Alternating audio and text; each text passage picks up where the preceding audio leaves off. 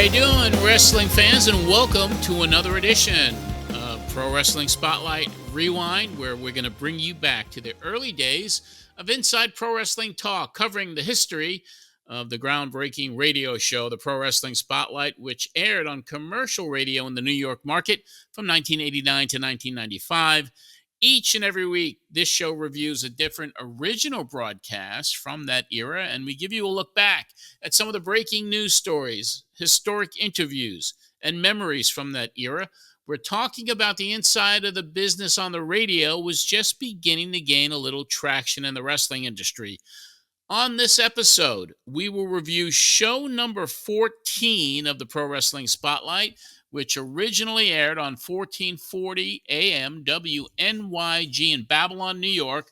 This one from July the 9th, 1989. It was another jam-packed show with classic interviews, including the first appearance ever by Terry Funk, plus a call-in from Paulie Dangerously. In-studio guests include Mitch Seinfeld, the promoter, also a follow-up on the Battling Beauties, who invade the studio with their promoters, and there was a special trainer of the Battling Beauties, and that was Broadway Sonny Blaze, and we'll be discussing that episode with our special guest today, none other than our friend Broadway. He will be on the show today. But before we get to all of that, I want you to consider supporting these efforts on our Patreon account. For $5 a month, you get the entire archives of the Pro Wrestling Spotlight. All the new episodes are released to you first before the general public. You get the exclusive video as well before that's released to the general public on our YouTube channel. So you'll have access to over 500 posts of audio content. There are over 150 video content posts. There are photo sets, historic 8mm films from Madison Square Garden from the early 70s. And all of that other exclusive content can be yours for $15 a month if it's your all-access tier. So check it out. Go to patreon.com/John Arezzi, or you can email me if you want any more information at john@memories.com. Why don't we do this? I'm going to bring our producer, our co-host, the creative director for Pro Wrestling Spotlight Rewind, Marsh, directly from the wonderful West Coast region of Albuquerque, New Mexico. Yep. He is one of the owners of the Isotopes out there. I'm a big Isotopes fan. We're big on the Topes here. I even keep my little ball pen. You got your season tickets yet for next year? No. Those look pretty pricey. Plus, we don't know with certainty if we're going to be here for how many years, so we don't want to really lock in like that. Where are you going? Who knows? We're always open to opportunities, you know. We should all move down to Florida and hang out with Sonny Blaze, man. I know. You better. I wouldn't have to order so much online. I would just go to a shop. It's hot down there, though. Yeah. But yeah, this is a good one. This is a cool one. I like it as a good follow-up for last week. Yeah. And last week, listening to it and just, hearing Sonny Blaze and saying, you know what? And then when I listened to this episode we're reviewing, I say, he's got to come on and talk about this. Yeah. We got to bring him. We got to bring him in. Yeah. No, and we got Mitch back on the show. He's not on the guest this time like he was a couple weeks back, but he's back in studio. He got reamed on the Morton Downey Jr. show back then, and they were really doing a number on him. But and he talks about regulation. But Mitch is an interesting cat, and youngest wrestling promoter at the time up in the New York area. So we have him. We have other interviews. And, of course, we have those crazy in-studio antics from these Battling Beauties. And they didn't have any New York accent, if I remember, do they? I don't believe so, no. They did. Why don't we bring on Sonny? He's with us. There he is. Hey, guys. How are you? Hey, what's up? Right now, it ain't too hot down here, by the way. It's kind of nice. It's not too hot, huh? No. And I stayed in Albuquerque for 90 days. I had a 3-month contract with Fiesta Kia to help with the finance department. I don't know if Geez, got to be 15 years, 10, 12, 15, who knows? Yeah, Yeah. that was a while back. That's cool. Wow. We were You're gonna- competing with the Model T, so that's how long ago. yeah. Ooh. So you're doing great down there. I understand that you were able to have lunch and get together with our dear friend Cactus Jack not too long ago. Yeah, it was either this past Saturday or the one before, and it was wonderful. I had a picture of he and I back in 1988, and then Wow. we recreated the picture at the restaurant, and boy, were we young ones, you know. Yeah. It, We were young but at one time.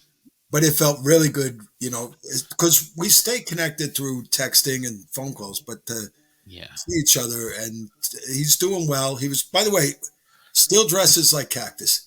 Yeah. He's got this Christmas shirt on with Santa Claus all over it. You know, it, it, I tell you what, the guy looks homeless at all times. He does.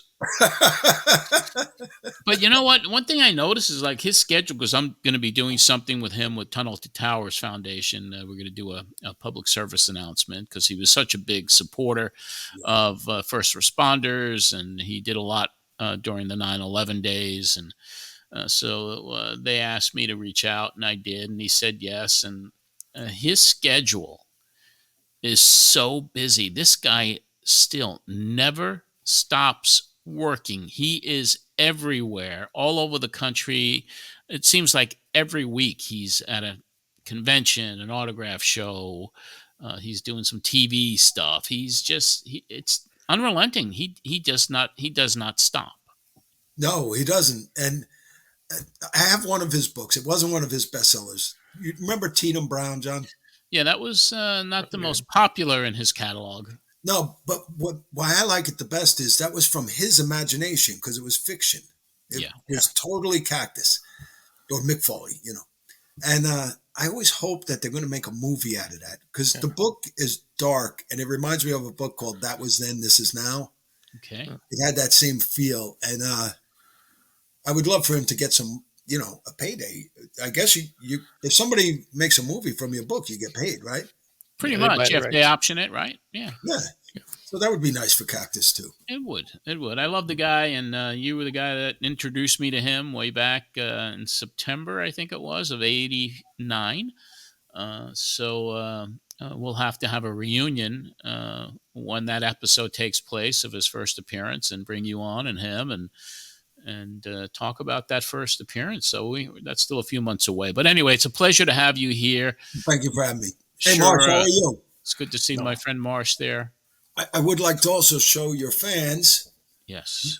Marsh sent me. Let me get this. Is that good? Can you see? Yeah, no, it looks solid. The 8x10s. We needed Yep. to have stuff because I thought you were going to be at CAC, so I knew we were going to need stuff for the merch table. The line was going to build. You know, once people saw that Broadway was in town, and so I What? knew we had to have something ready. Yeah, I understand that United Airlines that got to charge extra for tickets once that was announced, but Such a demand. but the canvas one is my wife liked it so much it's hanging in the living room, and I I'm going to sign these and get them to you. I just have to remember. I hate this. I'm getting so old. I can't remember. I get lost changing lanes, you know. So just bear with me, please. Oh, But I'm so grateful. Thank you, Marsh. They're beautiful. Marsh is not quite there yet on the aging thing, you know, because he's still in his 40s or 30s, Marsh. 40. I turned 40 this year. Oh God, my he watch just is turned- older than you are.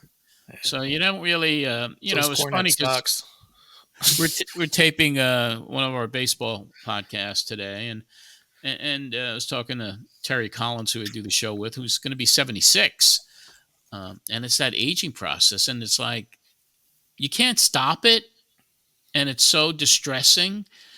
Like for me, I'm like, you know, I had my annual physical last week, and I'm like, what is this? What is this vein popping out of my leg? You know, what's going on with that? And I'm like, everything is sagging, and you know, because I've lost a lot of weight too, but it's like this is the time of your life when things just start to freaking break down on you, you know? Yep, your warranty has expired. Yeah, the knee is stiff, and I got a little crown coming out over here. Thank God I still have I still have hair, which is a blessing at my age. But I notice it, and I sit down in my chair at night, and I'm like, just take a hit of my pipe or my vape pen, and I'm like, I'm getting fucking old, man. And it's just so distressing. And I hate talking about it, but there's nothing else I talk about these days, but like the aging process is very Yep. fucked up. I want to get something from the refrigerator. I'm sitting on the couch. I have to negotiate with myself. How badly do I really want that I'm willing to stand up and go get it? Yeah. Yeah. And I want to make sure I have my fruit in the morning with my oatmeal. But you know what? I'm not going to grow old gracefully. I am going to be that pain in the ass old person that's in your way, that's stumbling around. I want to be that guy. I don't want to be the sweet old man. Yeah, I've noticed I've gotten nicer though as I get older. I don't know if they call it just you just slow down, and I'm nice to everyone no matter what. Even if they're shitty to me, I'm going to be super nice to people. And I used to have a short fuse years ago, and I'm just kind of like every day is like, all right, I just love just still being able to sit here like an old chooch. Well, we're getting closer to meeting God, so we want to be nice. So yes, that's very important. Hold the nose up at the end. Yeah. You could go, Marsh. But we got some great wrestling talk today and some good memories that we're going to relive. And I can't wait to get into it because I need to know what happened with the Battling Beauties, and we'll get into it. I'm going to turn it over to Marsh so he can take the show and we could start listening and remembering some of these great times from 35 years ago. Yeah. I got a question for you before we play the opening, which we've been playing a lot of the openings because I like them. This one's a good one because it has the big promo of it, and then you lead in with what we're going to get out of the show. You introduce everybody who's in studio. It's great. But I do want to know, since you brought it up, Sonny, seeing Foley in the Christmas shirt and his flannel back here in '89. We looked at all the different versions we got of him, but it was a long time before we really got into knowing about his Santa Claus thing. Right. Back in '89, was it really clear and obvious that he was obsessed with Christmas? I didn't know. No, it was not obvious. I mean, everybody likes Christmas, but didn't know that it was to that extent at all. No. You didn't ever see the Christmas room or whatever when he finally got the house and stuff? No, back then, I think in '89, he might have still been living with his parents. He was. Yeah, '89, he was still with his parents. And then he finally, after he met Colette and they got their first place in West Babylon, where I lived, he rented a apartment from the Lacasia family. I lived on which street? I can't even remember. I was on 4th Street. The Lacasias are on 5th Street, and they were like our best friends. And he was looking for a place, and they had a beautiful little house. And I, introduced him to them, and he moved in there for a few years. And it was so funny because they were they came right off from Italy. The parents were born in Italy, and they spoke broken English. And he went there to meet them, and he wore a suit with a tie, and he had his hair pushed back in he was very polite, and they rented the apartment to him. So that was back then. And I didn't see the Christmas room until he had bought his home. And I think it was like 95, 96 was when actually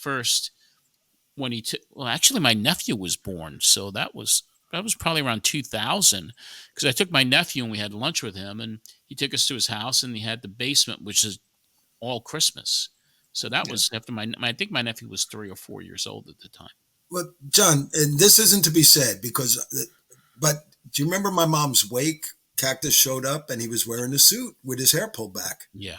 Yes. And it was one of those corduroy jackets with the patches on the elbow. And yes. We're used to seeing him in like some sort of sweats with a pajama shirt and a big fur coat that he bought at the Goodwill store. So seeing him dressed was an unusual thing to see. Yeah. And he was something else. So the Cactus is just, he is a multi-dimensional person. He's not just a wrestler. He's got so many parts to him, and none of them are bad. They're all good. They're all good. Yep. He's the only person in this whole business, other than you, that I've never heard anyone say anything bad about. Well, I appreciate that. Thank you, John. But absolutely, if somebody says something bad about Mick Foley, you got to question the character of the person talking. Absolutely. For whatever reason, somebody might dig something up, but it wouldn't be true. Not on him, I don't think. I mean, in his philanthropic work and just the charities he's involved with and the people he helps and the money he raises for different causes and different individuals, and just a remarkable guy. I can't wait to see him again. It's been such a long time for me to, and when I see him on December 3rd, I can't wait to get together with him. He turned me into a Swiftie for life. There you go. I know she's a pretty girl. I know she dates Kelsey. I know she's a big star. I have probably never heard a single song she's ever sung. And but he's told that story about Jeff Jarrett. When Jeff's wife, back in 2008, Jeff's wife was passing away. Yeah. She had cancer, and Taylor Swift was his neighbor. And this is just when her career's taken off. And she's coming over watching his kids so he could spend time with his wife. And she's baking cookies and playing the guitar. And I've told that story, and some of my more conservative friends will be like, but, and I'm like, stop. There's no but. If that's all I ever know about her, that's enough. Yeah. So I don't care. Character. Yeah, I don't care about her politics. I don't care. I don't know if she can sing a note. And then they talk about an example for young girls. And I'm like, hell, when we grew up, we had Madonna. So, this is a good example for young girls, I think, maybe compared to that. Yeah. And look at the artists that are out today. Some of them, I mean, they're just, I can't even believe what I see on TV. I mean, I'm like, what the hell? Another sign of getting old. Well, let's go back. Let's go back, Mark. Take us back to the 80s. Yeah. Let's go to 89. Let's ask 35-year-old John. How old are you at this one? 32? 33? No. I was 32. 32. Yeah. And how old were you in 89, Sonny? 89, I would have been, I don't want to say I was younger than John. I was 25. Yeah. I assumed you were much younger than John at the time. Yeah. John was like a mentor to me, a big brother. So, yes. And because he knew stuff and he was kind enough to share it. So I tried not to make mistakes other guys made. Yeah. Yeah. Well, I mean, you definitely didn't ever do anything that got people calling in and complaining. So other people did. You were witness to, but not a party of. Yes. Several events. But here's the opening for this one.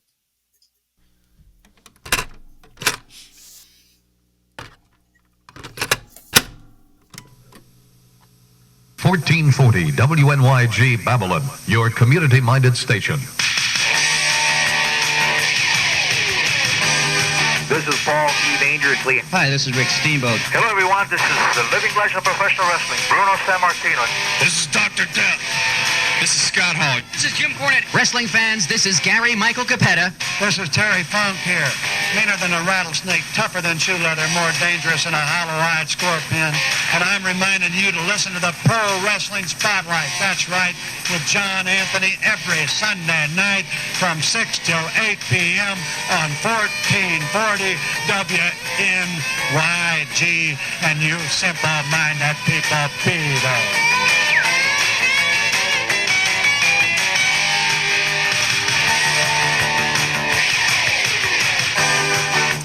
Hi there, wrestling fans. This is former pro wrestler John Anthony, welcoming you to another edition of the Pro Wrestling Spotlight, right here on 1440 WNYG in Babylon. I just arrived into the studio. I got here about 5 or 6 minutes ago. Came back from Boston, where I was at the Boston Garden last night on tour at the NWA's Great American Bash.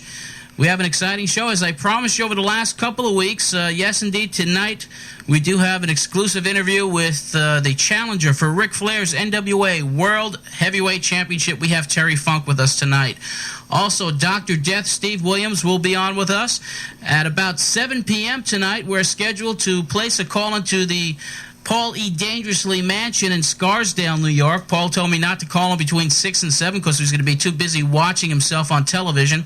So we'll hopefully get to talk to Paul E. We also have an interview with the First Lady of Professional Wrestling, Missy Hyatt, who manages the Steiners along with Hot Stuff Eddie Gilbert. I want to report on this big show that we did last night in Boston, Massachusetts. We'll get to that. We have some of the Battling Beauties with us. As I promised last week to have that big show coming up at the Right Track Inn in Freeport. We have some of the girls here along with the promoters. We also have Broadway Sonny Blaze, as usual, hanging out. He trained some of these girls this week, showed them some moves. I understand that they were pretty rough on them. Is that true?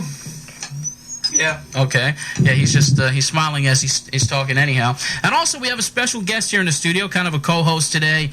We wanted to get this gentleman on to clarify and I guess give his side of the story. He didn't get too much of an opportunity to speak. He was on the Morton Downey Jr. show last week, a show that was taped a while ago. Mitch Steinfeld, who is the youngest professional wrestling promoter in the business, runs shows independently with the IWA.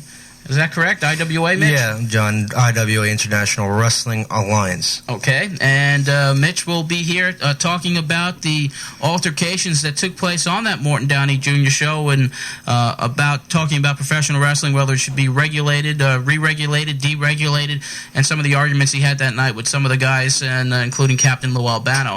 But we have lots to cover today, and we're going to take your phone calls also at 661-1440 as usual. Talk about the NWA, WWF, any other questions that you might possibly have. We'll be giving away some passes to the Battling Beauties show. So if you want to give us a call anytime today at 661-1440. Mitch will be also answering any questions you might have if you did happen to see that Morton Downey Jr. program of a week and a half ago. And we're going to be back with the Pro Wrestling Spotlight with all of this right after this message. Jam-packed. What is the Morton Downey Jr. show? That was actually almost like the precursor to the Jerry Springer type of shows. A very controversial, very outspoken individual, chain smoker on the air, and he was just controversial. And he was really like trash TV before it became prominent in the world. He was one of the first. And I'm pretty sure that Mitch thought that it was a work.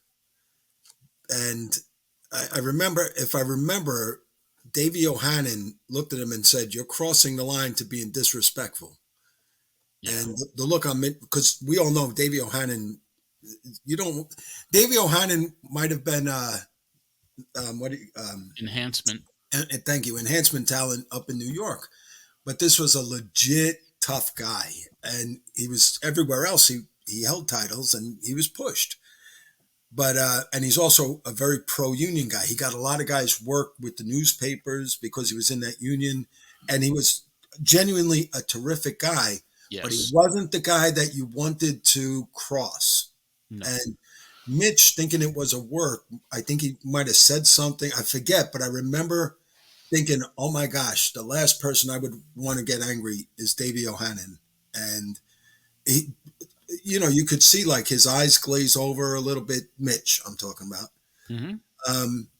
He was dressed in a tuxedo. He wanted to put on the show of being a big time promoter. And Mitch was not a bad guy. No. I don't think so. As a matter of fact, he was in a situation where the show was. I think the show was about, and it could be on YouTube. It might even be on YouTube somewhere. But I think the show was about the recent efforts to deregulate wrestling, right? And that whole show, and Lou Albano was on it, and I don't know if Larry Sharp, he might have been on the panel as well. But Mitch wasn't treated very kindly on that show. No, and unfairly so, because I think he thought it was a work, part of, Yeah. And they were shooting on him pretty hard. And again, he was the youngest promoter. God, how old was he? 20? He was young. Yeah, he was 20, 21 years old. and I invited him on the show because I had seen him, I probably drove up there to Boston because I literally had just got back into the studio. That was not a work. I mean, I had drove from Boston back to New York overnight to get home and get a few hours of sleep before the show. So he was there, and he was telling me what was going on, and I said, "Well, come on the show and talk about it." So he made the trip out to Long Island to do the show to discuss it.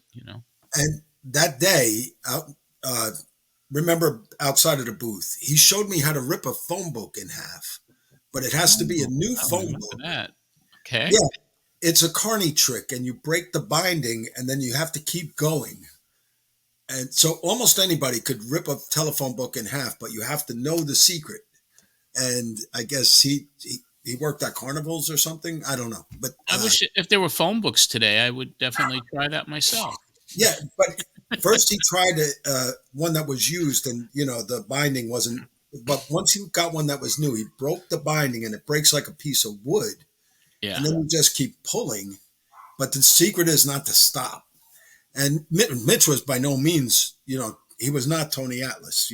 No, but, he was not. So just seeing that trick done was like, wow, that's pretty cool. Yeah. But I think he was a little hijacked for that show. And he probably was a little ambush, a little sabotage. Yeah.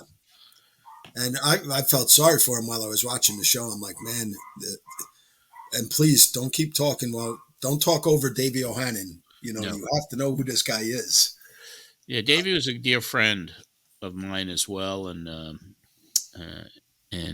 we actually went to a few concerts together. Saw the Beach Boys with him, so we socialized as well as me covering. I did some stories about him for Ring Magazine, but he was such a great guy. Married another dear friend of mine, Kathy, and he's still married to her. Well, can I tell you something that happened recently with him? Okay. Just, how you get on these threads on Facebook and, well, it was Davey O'Hannon, and I keep referring to him as Mr. O'Hannon, and he typed in, please call me Davey. Well, you're so respectful anyway. But you call everybody Mr. who was in the business. I'm sorry, what? You call everybody Mr. Well, because, the guys who were older and stuff, and this was Mr. I met him at the Comac Arena. I got his autograph when I was a kid, and wow.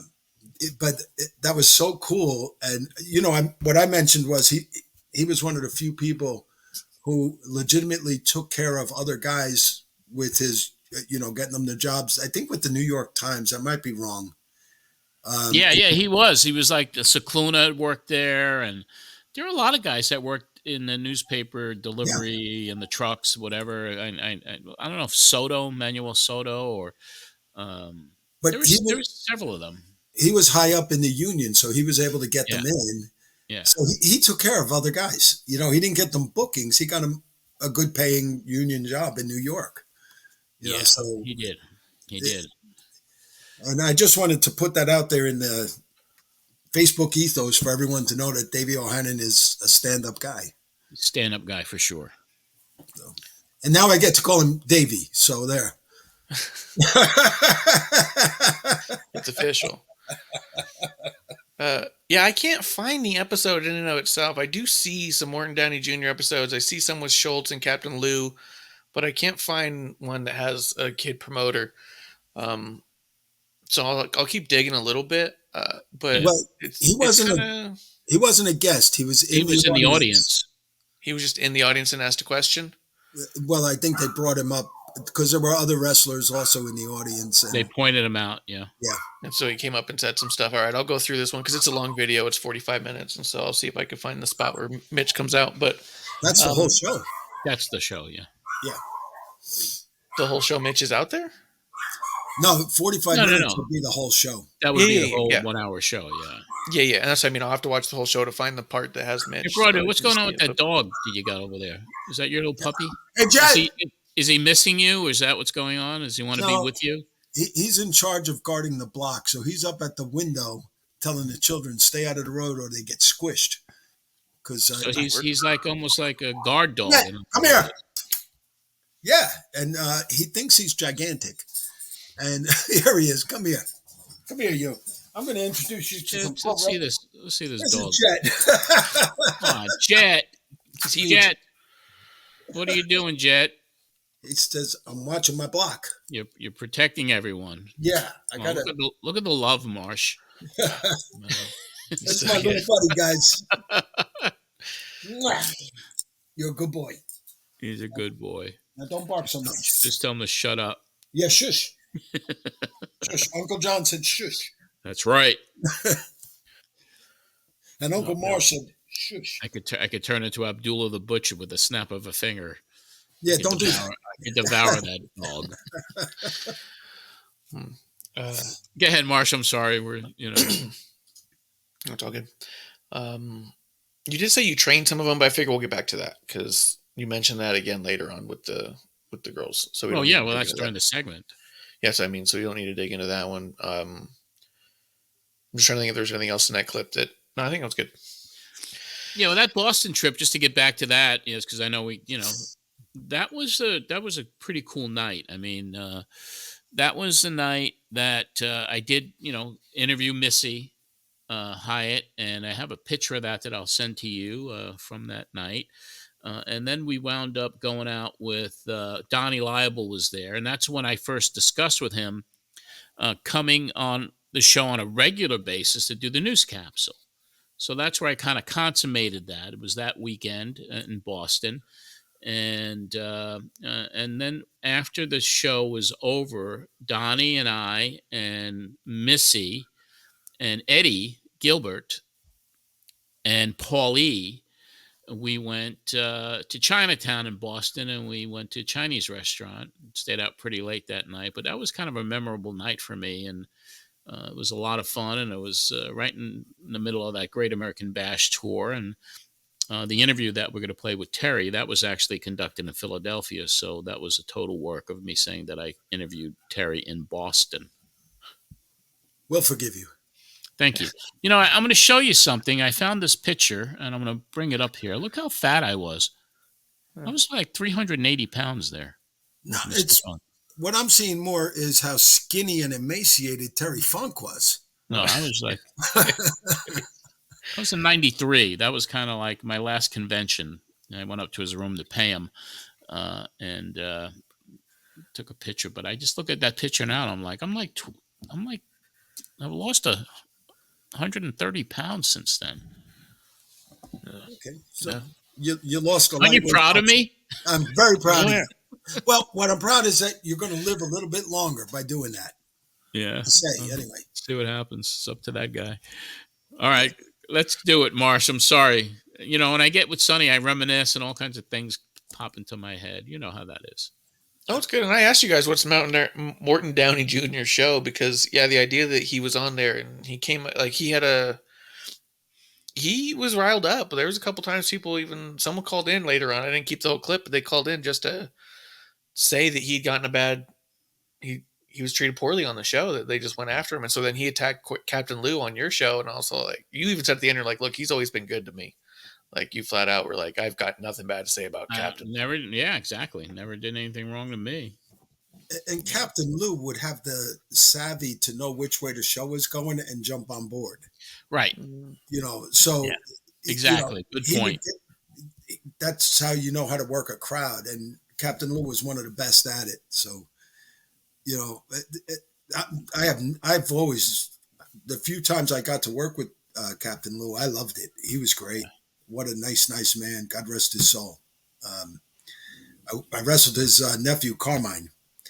And we had this whole thing where I'm going to be arguing with him in the corner and this and that. And all of a sudden he just walked away and starts hanging out with kids and signing autographs. And I'm like, I turn around to the referee. I'm like, what do I do? I'm still really green and we didn't do what we were supposed to do. I told him, get out of here. And he did. And I'm like, okay, now what? And he said, well, if I were you, I'd just start wrestling Carmine. And I'm like, all right, let's go. But he was great. Always very kind, had kind things to say about everybody. So, and really articulate. And I think he might have been much brighter than anybody knows or gives him credit for. I don't know. But he was always, he was always smarter in the locker room than he would appear in front of people. Yeah. That was my experience with him anyway. Yours too, John? Yeah. So I don't know what degree his level of education was, but I think it was pretty high. And Cactus too. Let's check out this next clip. It's you're going over the results of the show, and in there you talk about Sting versus Funk of the Great American Bash. So this is you and Mitch going over that. Okay. Then came a big grudge encounter once again between Sting and Terry Funk. That was the wildest match I've ever seen. Chairs with Terry Funk you were there. You were watching that match, Mitch. That was a remarkable match. Funk is a maniac. Well, I'll tell you one thing about Terry Funk that everyone knows. He's a former world champion. The man has traveled the world many times over, and he will do anything he can, as he says, to step up in the ladder of professional wrestling. And well, first of all, he came out waiting for Sting. Funk was taking off his ring garb. He was getting ready. Well, Terry Funk also happens to be a personal friend of mine, and he just keeps on thinking about Ric Flair. He don't want to see nobody except for Ric Flair. Well, he kind of sneak attacked. Sting came out from the dressing room, and all of a sudden what Funk did was hit him on top of the head with the branding iron, and then all hell broke loose. It was remarkable. I would have loved to have promoted a match like that. It was unbelievable. Chairs were flying. I mean, Funk broke about 4 chairs during that match. 2 of them over Sting's head. Well, I'll tell you, Sting's been going to a lot of these matches. As you saw in New Haven, he got hit by Terry Funk.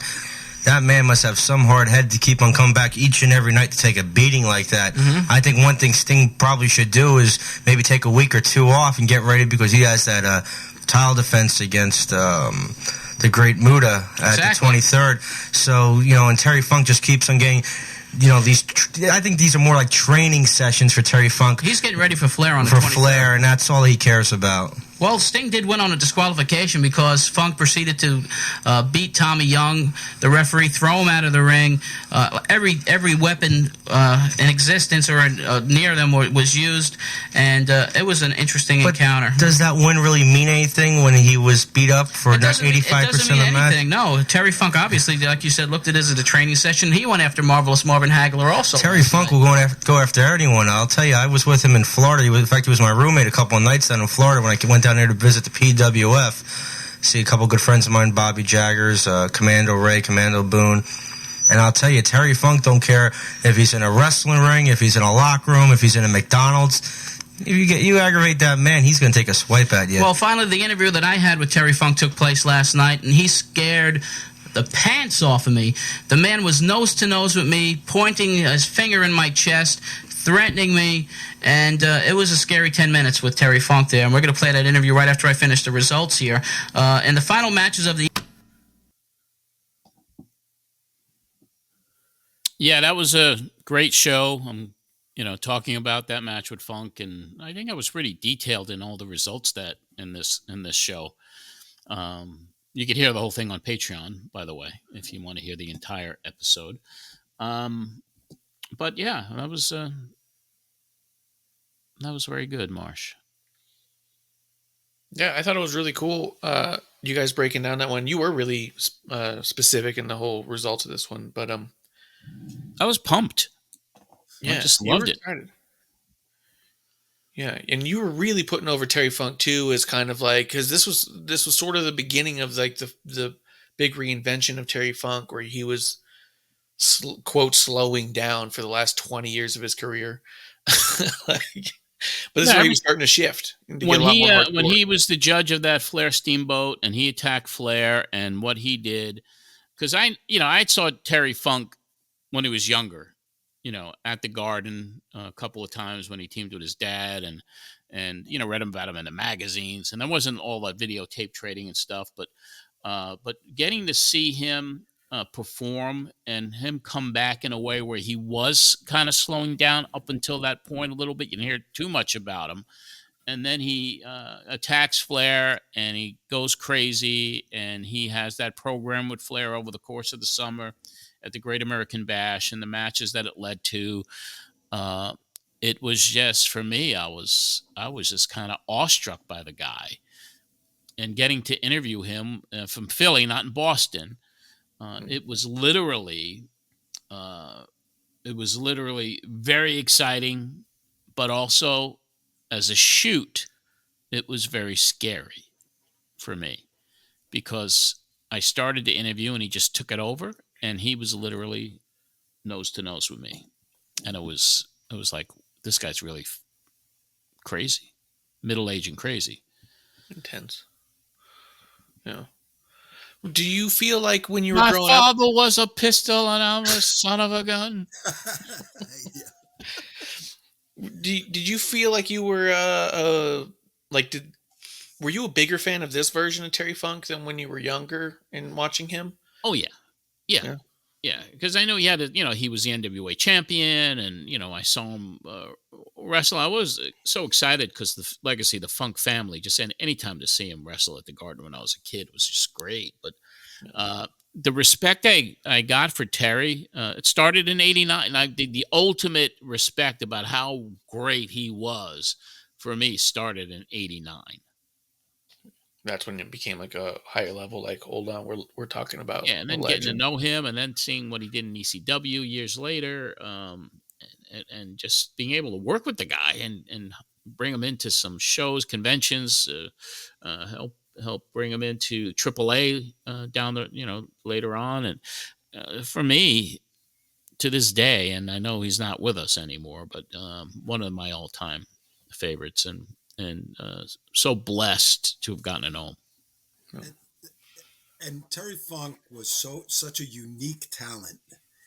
One night he's wrestling the ultimate babyface, Dusty Rhodes, and the next night he's wrestling the ultimate heel, Ric Flair. Equally effective in both roles. You couldn't define him as a heel or a face. He was just Terry Funk. He could the old expression, could wrestle a broomstick. Yeah. He literally could. And he could put the broomstick over that. He could have a program with it, I love that thing he did when the ring guy put his hat on his head and he beat the shit out of him. And he was unpredictable. You didn't know what he was going to... Right. He was middle-aged and crazy. Yes. I love... Terry Funk was just unique. And when you're able to switch back and forth without changing your style even a little bit, it's just your opponent has changed. And like one night you're wrestling Dusty Rhodes, one night you're wrestling Sting, and then you're wrestling Ric Flair or Bruiser Brody, or it didn't matter who he was working with. He was still going to be Terry Funk. Yes, he was, and just unpredictable. Yeah. He was crazy. And one of the fondest memories was actually getting to call a match. It was at a Dennis Carluzzo show, and it's out there on YouTube, but it's Terry working against Bob Backlund in a small little town in New Jersey, and I did the play-by-play with Chris Cruz, and Terry was a madman during that match and crazy, and you think it was a shoot, everything. That's the thing about him. He took that suspension of disbelief and he threw it out the window, because anything you saw Terry Funk do was so legit. Yes. Do you remember? I think he was working with Cactus as a tag team. Oh, yeah. And he asked for a chair, and there's like 300,000 chairs coming into the ring. Yeah, that was EC Dub. EC Dub. Yeah. Terry Funk he's a legend. Did you ever wrestle Terry? Pardon? Did you ever wrestle him? No. He didn't need enhancement talent. He was already well enhanced. So no, he was. Oh, really? He was. Sounds like it. Yeah. So he even at ECW, but I was intimidated by him. I told you about Paulie trying to do the mobster manager gimmick for me. Yeah. And I mean, I have Paul dangerously helping me with the words, helping me talk. And as soon as that camera went on, I look over to my left, just at 11 o'clock or so. And there's Terry Funk, and I couldn't say a word. Next to him is Taz, Tommy Dreamer. The list went on, and I was just, I didn't even have a New York accent anymore. I'm just like babbling. Yeah. And but how do you talk in front of Terry Funk? Jeez, it's like, can everybody please leave so I can do this for Paul? I promise I'll be good. Plus, he had a lot of gas still in the tank, so you didn't want to like derail his momentum by having to defeat him so many times in New York. Yeah, there was that one time I was just going to pretty much, hit him on the chest and then put my pinky on him for the 3 count. It was going to be called the pinky finish, but we got rained out. It was an outdoor show, so otherwise that would have been big. That would have huge. Do you have any stories about Mitch Seinfeld, Sonny? No, just I know him from the show. I met him several times. I can't recall if I ever worked one of his shows. I may have. Sure. But he was just a good guy, trying to start something. He had a passion for pro wrestling. Yeah. I don't know. Some guys will say he didn't work his way in. He bought his way in. So what? There's different avenues to get somewhere. But I couldn't think of I think giving it a shot. He gave it a shot. He put guys to work. I never heard that he didn't pay anybody or anything like that. So I don't know what more you can ask from a promoter than to put the show on that you promised to put on and then pay the guys what you promised to pay them. That's pretty much, wouldn't you agree, John? That's what a promoter is supposed to do. Right. Yeah. And Mitch was good. He was good. He was, sometimes you go to a show, you don't get paid, right? It happens a lot, or you get paid less. So, but he was, he always lived up to whatever he said he was going to give you. Yes. Yep. Yeah. And I do feel like I was on one of his shows. I just can't remember. It's so long ago. Jeez. I feel like it would have been really weird if you hadn't ended up on one or two, just because of, for one, you guys are in the same room right here. Proximity. You know what I mean? Yeah. By proximity alone, the idea of him running a show that you didn't know about and him not wanting to put you on seems weird. I probably I'm was. sure he did one or two, but even talking to him, it didn't sound like he had big monster cards, like big memorable cards. It was just a lot of little shows he had around town kind of stuff. Yeah, I think he would bring in like one or two guys off of that weren't on TV, just off TV. And they were the headline. And then a bunch of guys, I'm going to call it screen guys, rookies. And we were trying to build up to the main event. That's all. Yeah. Let's check out this funk interview that scared John. This is one of my favorites of all time, even though I didn't say a lot in it. It was, for me, in my top 5 ever of interviewing a wrestler. Because it was like, I didn't know if it was a shoot, if it was real, as he was getting more emotional, and he was... so it scared me. It legitimately did, but I'll never forget it, and I'll never forget him being nose to nose with me backstage, where there's nobody else around, but him and Gary Hart was lurking around. But I was like, "This is the real shit here." But right now, what we're going to do is play the interview that I did with Terry Funk. As everyone knows, we've been promoting this for the last couple of weeks. The NWA consented for me to meet with Funk for 10 minutes, and it was a scary 10 minutes, I have to say that, because once Funk got started and once he started talking about Ric Flair in this match on the 23rd, I was afraid to say anything to the man because he was so determined. He had me an inch away from his face, and if anyone has seen Terry Funk recently, the man is out of his mind, and you'll hear that during this interview. Let's go to Terry Funk. On tour with the Great American Bash, John Anthony reporting for the Pro Wrestling Spotlight, and we'll hear Mr. Terry Funk. Terry, you've caused a lot of controversy in the NWA since the attack on Ric Flair that took place not too long ago after Rick regained the World Championship. What motivated you to attack Flair?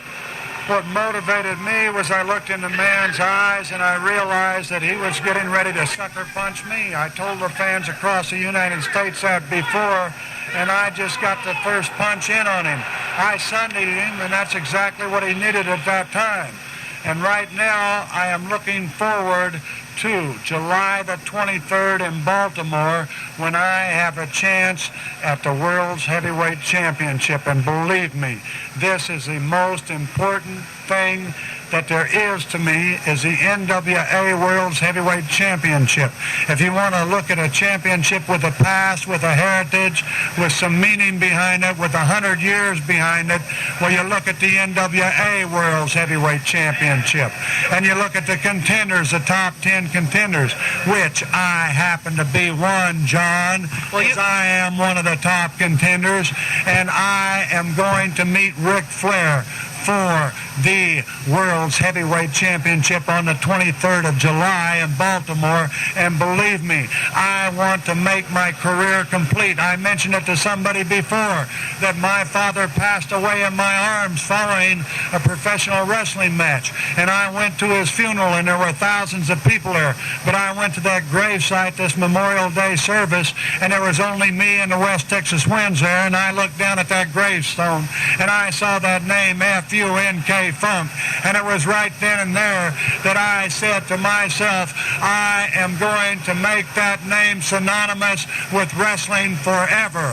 And that's exactly what I intend on doing, John. And that's exactly what's going to happen on pay-per-view. So if you people want to see something that is different, some title change hands, that's going to change hands, that has meaning in the world of professional wrestling, well, you watch that World's Heavyweight Championship change hands. And you want to talk about Ric Flair? You want to talk about who he is, what he's done? Yes, he has been a great champion, yes, but we can't live in the past. Let's go on to the future. An old banana nose, old horse teeth, the old jackass himself doesn't stand a chance against me in the ring, nor does anybody else. And I'm not pulling your leg or giving you a bunch of crap. You are talking to the best athlete, best wrestler in the world today. Maybe I'm not the strongest. Maybe I don't have the biggest arms. Maybe I don't have the biggest chest. But I do have the biggest heart.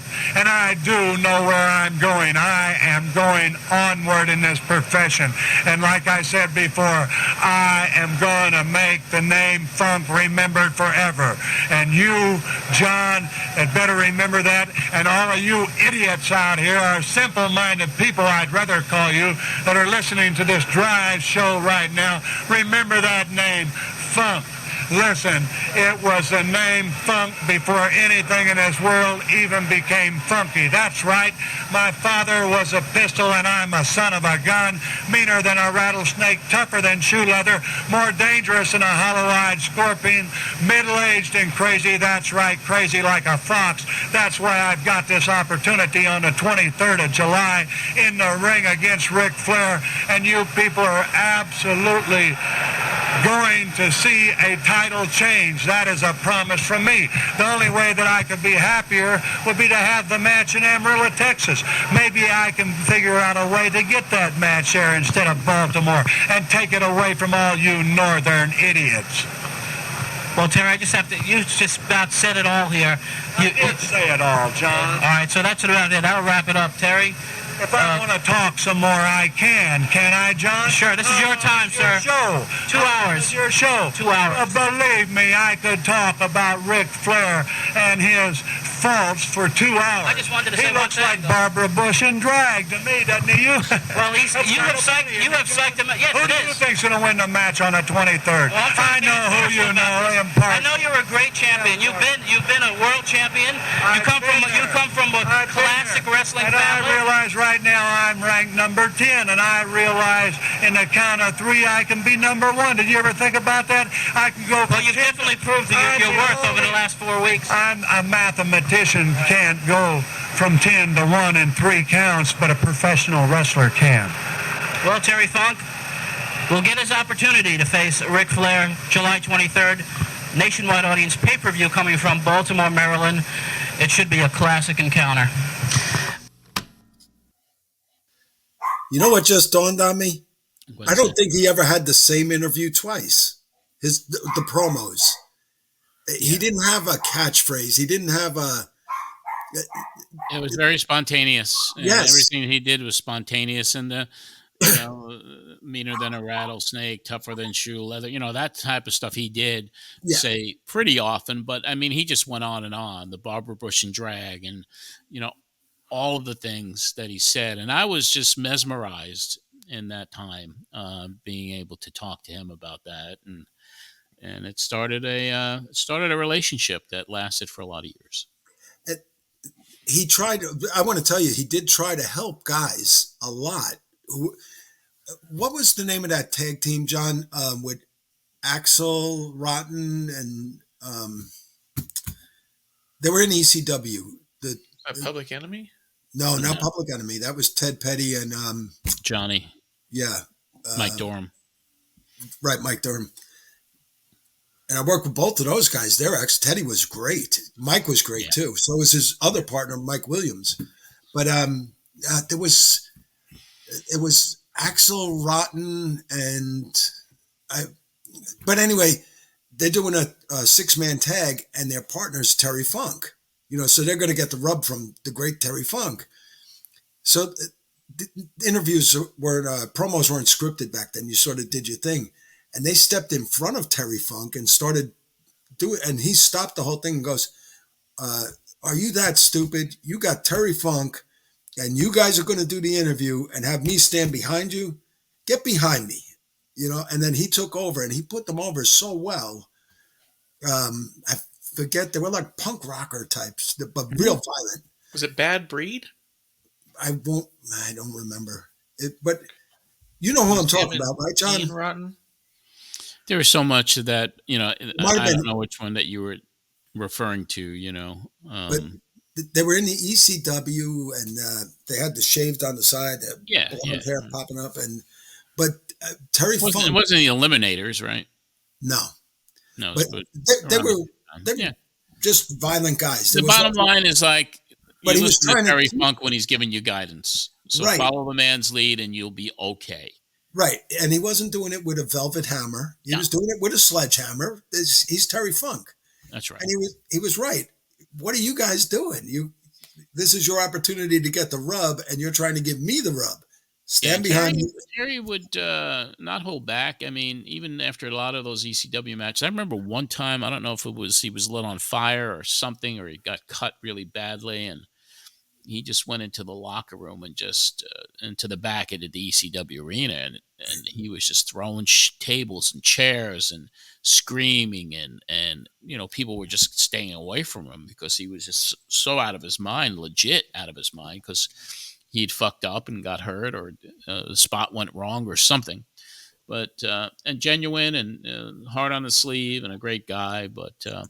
Yeah, that was, 35 years ago, listening to that and just knowing how incredible this man was and what an incredible series that was with Flair that summer. That made the summer for us on the Pro Wrestling Spotlight to cover that as extensively as we did. And we went to New Haven and saw a match with him. On a bus trip. One of those bus trips. Yeah. I think we covered that a couple of weeks ago on the show. That was fun, you know. Yeah, sure it was. And that was new that the NWA was coming up to the Northeast, even. Yeah, it was very exciting, especially that summer, and the crowds were fairly decent as well. Mm-hmm. What do we got next, there, producer Marsh? Co-host. The last guess I have on that one, I think Hardcore Chair Swinging Freaks might be the team. It was him and Balls Mahoney. That might be. Could have been Balls. But I don't know. With him. No. That was later years of ECW. But yeah, all of his gimmicks look like they were nuts. But speaking of gimmick nuts, this is Sonny talking to the gorgeous ladies of Battling Babes. It's the main event of the show. This is the one where I think Sonny may have some explaining to do. You got some explaining to do. Vargas Promotions, in conjunction with the Right Track in a Freeport, present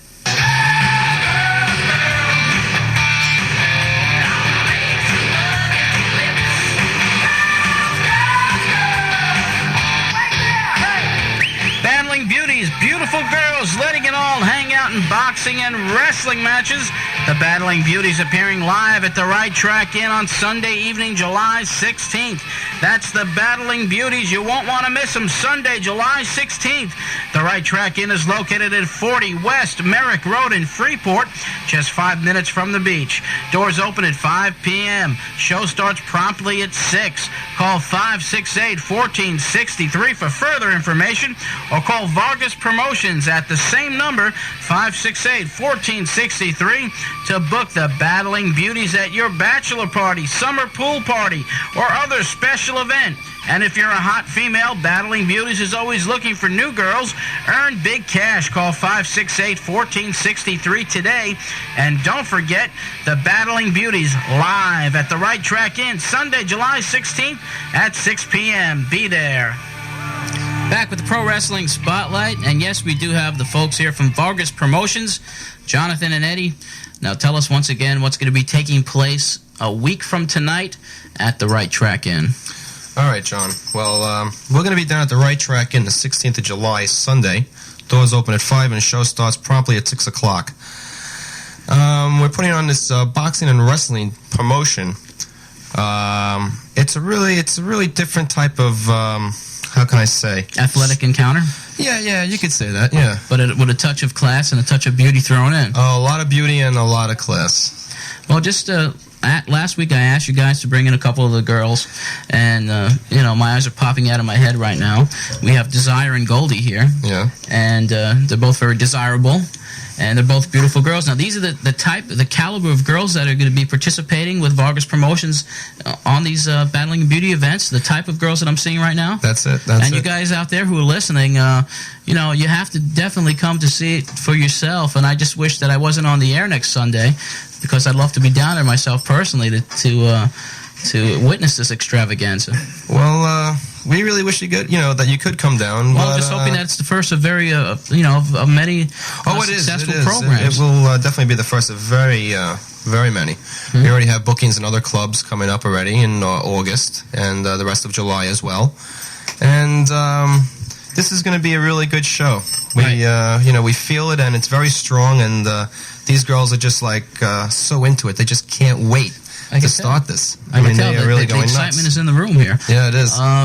We understand that a couple of nights ago that the girls did have some training before even Thursday night, but Broadway Sonny Blaze, our resident wrestling expert and resident pro wrestler here at the Pro Wrestling Spotlight, happened to go into a bit of a training session with these girls. And Broadway, why don't you step up to the mic for a minute and tell everybody what happened to you the other night? Because I'm anxious to know, because I don't know. This is the first time I'm hearing about all this. Well, I went down for Jonathan and Eddie to train some of the girls, and they box also, but train mostly in wrestling. What's that shiner under your eye? Yeah, these girls are vicious. Don't be fooled by their pretty looks. They're extremely athletic and competitive. I don't know if you can call what they do wrestling. Mm-hmm. I won't want to see them in with Wendy Richter. Mm-hmm. But they're extremely competitive. They're ready to go after the AW. I'm having trouble speaking in front of them. But tearing, clawing, kicking, punching, anything they wanted to do, there are no rules in it.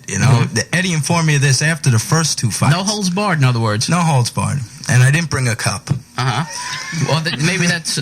I regretted it after. Your voice is a little higher today. Yeah, thank you. Now, Desire or Goldie, would you like to step up and tell everyone what you did to Broadway the other night, and why you're actually, competing in this type of athletic endeavor? Okay, change seats. And you get a little bit closer to me, which I don't really mind at all. Okay, first, let's talk to Goldie for a second. Now, were you with Broadway the other night? Yes, you were. And did you were you the girl who gave him the shiner? Well, yes, we did. We flipped him around. We broke the ring even. Mm-hmm. It was a lot of fun. That ring's been I think he'll take us a little bit more seriously in the future. It seems that way, because he looks like he's getting a little frightened right now just being in here. Frightened? No. Actually, I won't mind going at it again. Okay. Maybe this time for a couple extra hours. Okay, Desire, tell us a little bit about yourself. Why did you decide to get into this type of... have you always been into athletic competition? I'm very athletic. I like to flip people around and make them bruised and pull their hair back, like this young lady right here, Goldie. How do you two get along, by the way? Oh, we hate each other.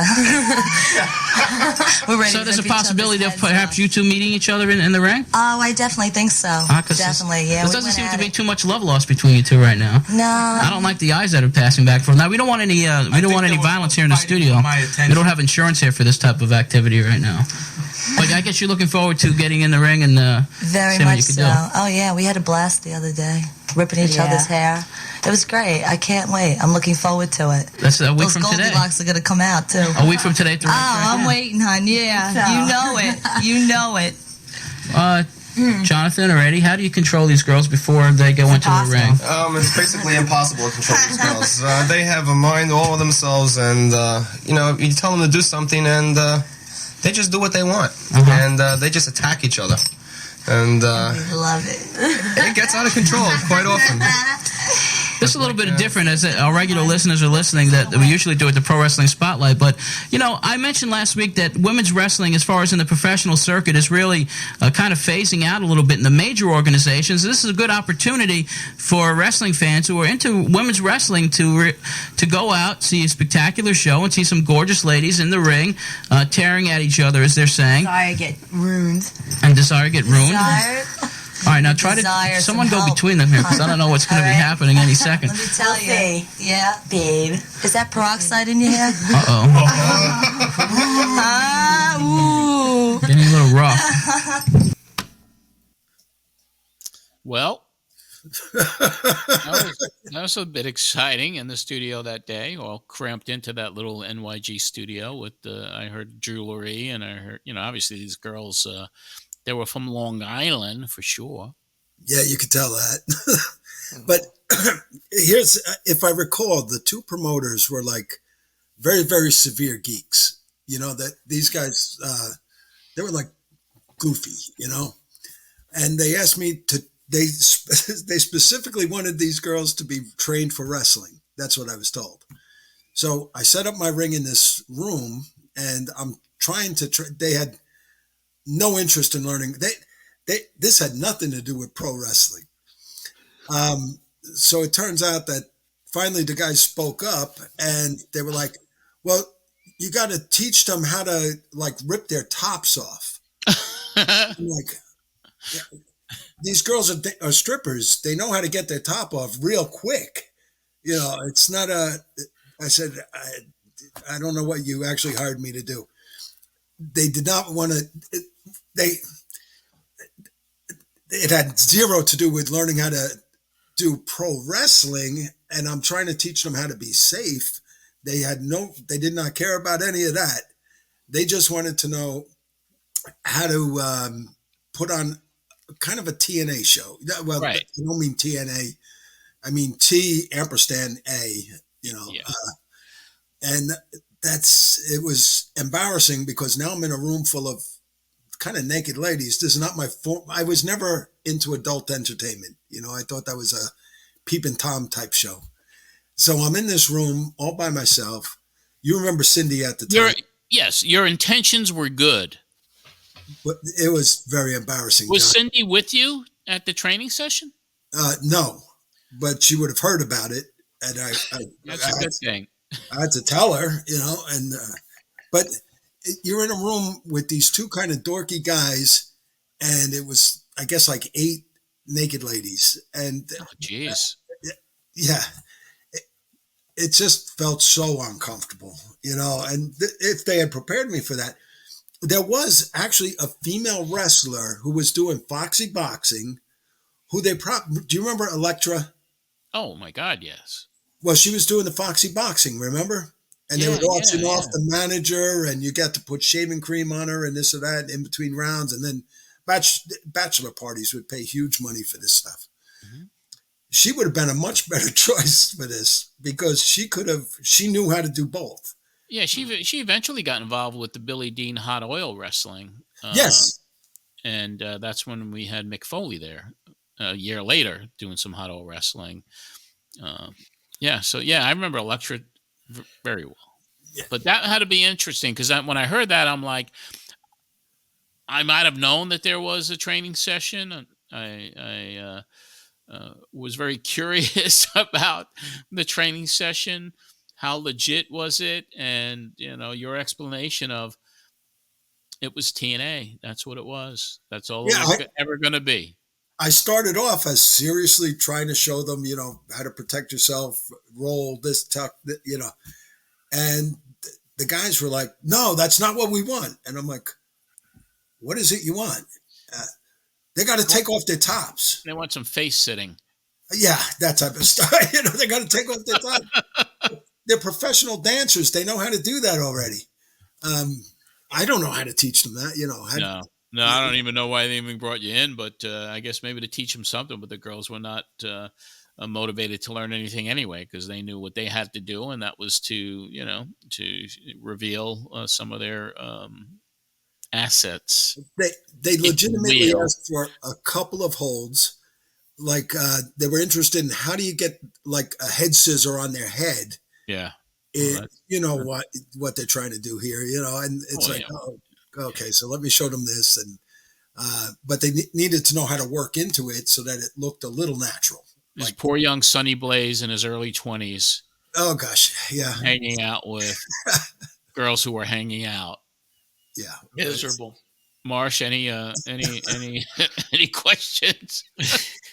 Yeah, I love that even in the commercial, they're like, bring them in for your summer pool party or bachelor party. Hire for a pool party. Okay. She said you guys broke the ring. I was having a hard time figuring out how much of seemed, because to me, it sounded like a cover up. It sounded like you guys were all hanging out and not training.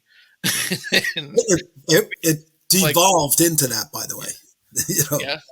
Yeah. Because after a while, it's like, okay, what do you need to know? You tell me. And then I was showing them one thing at a time.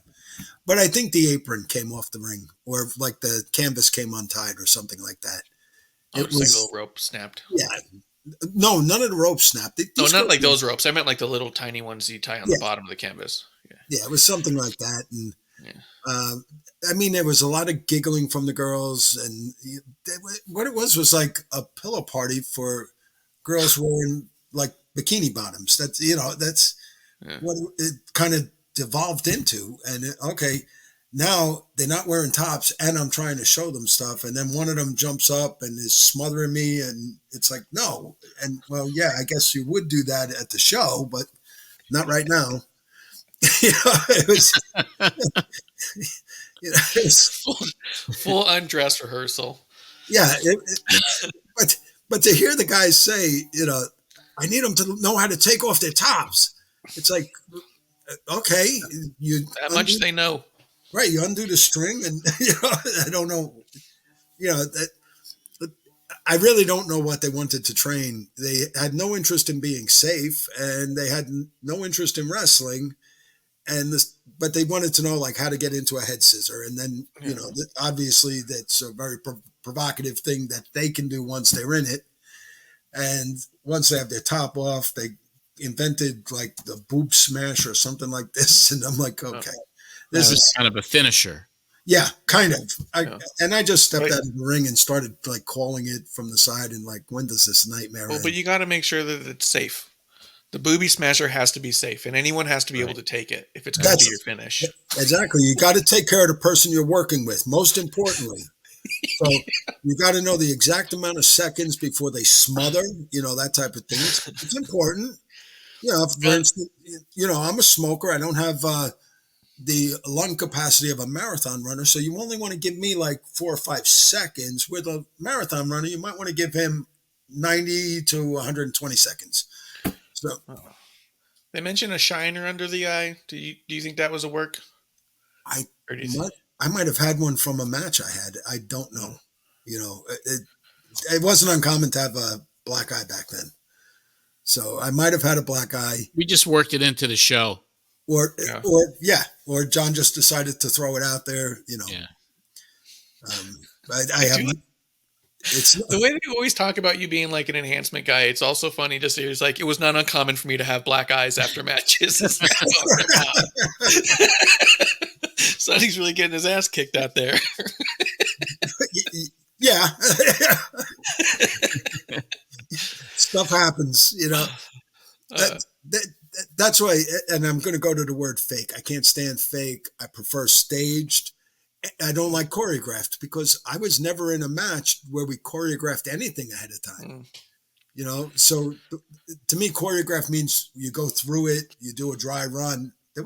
John, I don't remember any of that ever with anybody. Do you? No. So choreographed isn't a good word. No, even when I worked, I was just told, that those very few times with Dusty, and Dusty was like, you could do this, this, and this, and this, and that's it. It was like, all right.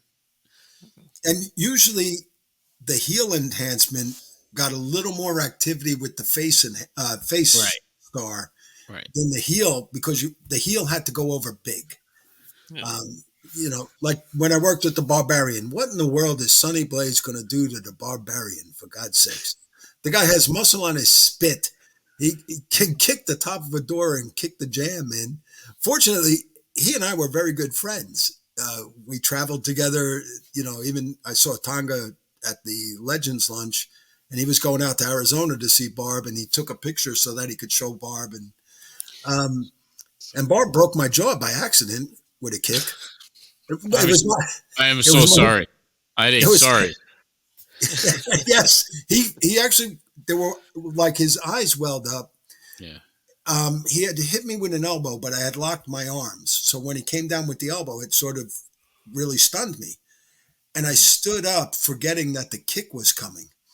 Oh. And the next thing I know, his boot is like over here, like from here to here. And my whole face. Crack. He hits this side, and this side of the jaw broke. Wow. And so I'm in the locker room, and it's swelling up. And he comes over, and he's like, thank you, Sonny. How was everything? And I'm like, oh, it was fine. That's when they told me go to the hospital. And, fortunately, when you wrestled for the WWF, they paid for the hospital. Yeah. If it was in the indie promoter, that was on you. In the case of the Battling Beauties, you were on your own. Within an inch of my life, I got out of there. I'm so grateful. Thank you for saving me, John. And, you said you didn't bring a cup, so I hope that wasn't an issue. Another work. I just sort of felt like I had to go along with what was happening. No, I didn't get injured. It was with spontaneous. Yeah, but it was not. They were not being trained to be pro wrestlers. It was back to I used to call it theater of the mind. Yeah. My mind was in the theater that day. Guys, mine was in the gutter. It might sound like every guy's dream to be in a room full of like topless women all by yourself, except it's weird. It just doesn't feel right. And not that I'm a prude or anything. I don't care what other people do, but I'm very conservative in that vein.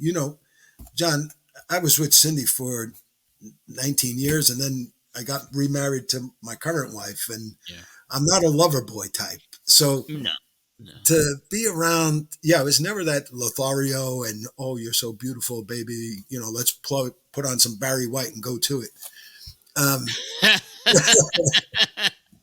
But Barry White. So it was, I felt like a peeping Tom is what I felt like. And meanwhile, these girls are professionals at this. They could walk through.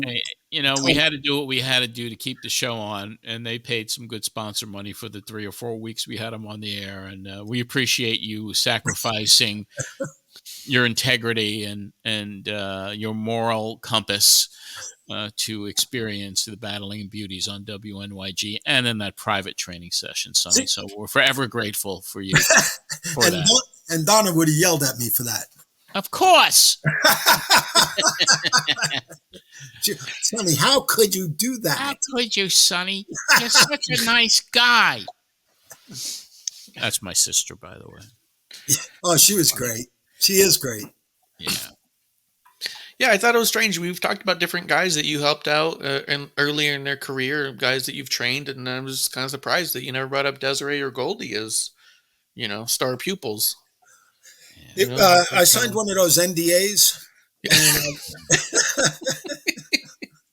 and with what's happened, currently with the situations, with these big corporations and the pharmaceuticals, and I wasn't sure if I could, but John checked into it legally. He said yes, that of course we had to We had the best legal staff surrounding the Pro Wrestling Spotlight. Ken Geller and Company, and a guy named Jim. A guy named Jim and James from Seaford. So a guy named Jim looked at the NDAs and said, "No problem, you can talk about it now." Yeah. Statute limitations. What a time it was. That's funny. They said they were going to have a lot of shows, but I got to imagine this didn't become much of a thing, right? Well, there were like, what was his name? Dean something. Jimmy Dean? Billy Dean. Billy Dean. A year later, he was nationally known. I mean, for the shows that he put on. And I think some of the ladies, like Elektra, just took it over for themselves and promoted, Yeah. But this one was just kind of like they were fly by night. Yeah. Probably strip club owners or involved with strip club, whatever they were, bringing it to the right track in, which was not, Madison Square Garden by any stretch of the imagination or even a nice nightclub. So they gave it a shot. I think I saw an ad in the local Penny Saver or South Bay or Newsday, and I clipped it and I called them and I met them and I did a deal for a month and got you involved, unfortunately. And no, it's a good memory. Well, I mean, I'm being facetious, of course. You would do anything for the show, and you were just such a believer. And you played along really well with us each and every week, and we got into a little, we always had a lot of fun. And this was just like listening back after 35 years. It was like, this is so cool. Let's bring them on and talk about this. This is one of those memories that every now and again pops up with me in that room with all those topless girls going, what am I doing? What was I up to at this point in my life? And tomorrow I'm going to church. There you go. You better. The good thing is I'm Catholic, so I'll just go to confession. Right. You just wipe it away. Yeah. Hey, Father, can you throw me 3 down Hail there? Marys, a couple Our Fathers, and that's it. Go on your merry way, and don't. I don't know if I took care of this one before. Let's just wrap this one up. Father, I got to talk to you about what happened 35 years ago. So please. All right, that'll be 2 Hail Marys, 3 Our Fathers, and a couple of addresses. and that's that. Oh man, you're cleansed.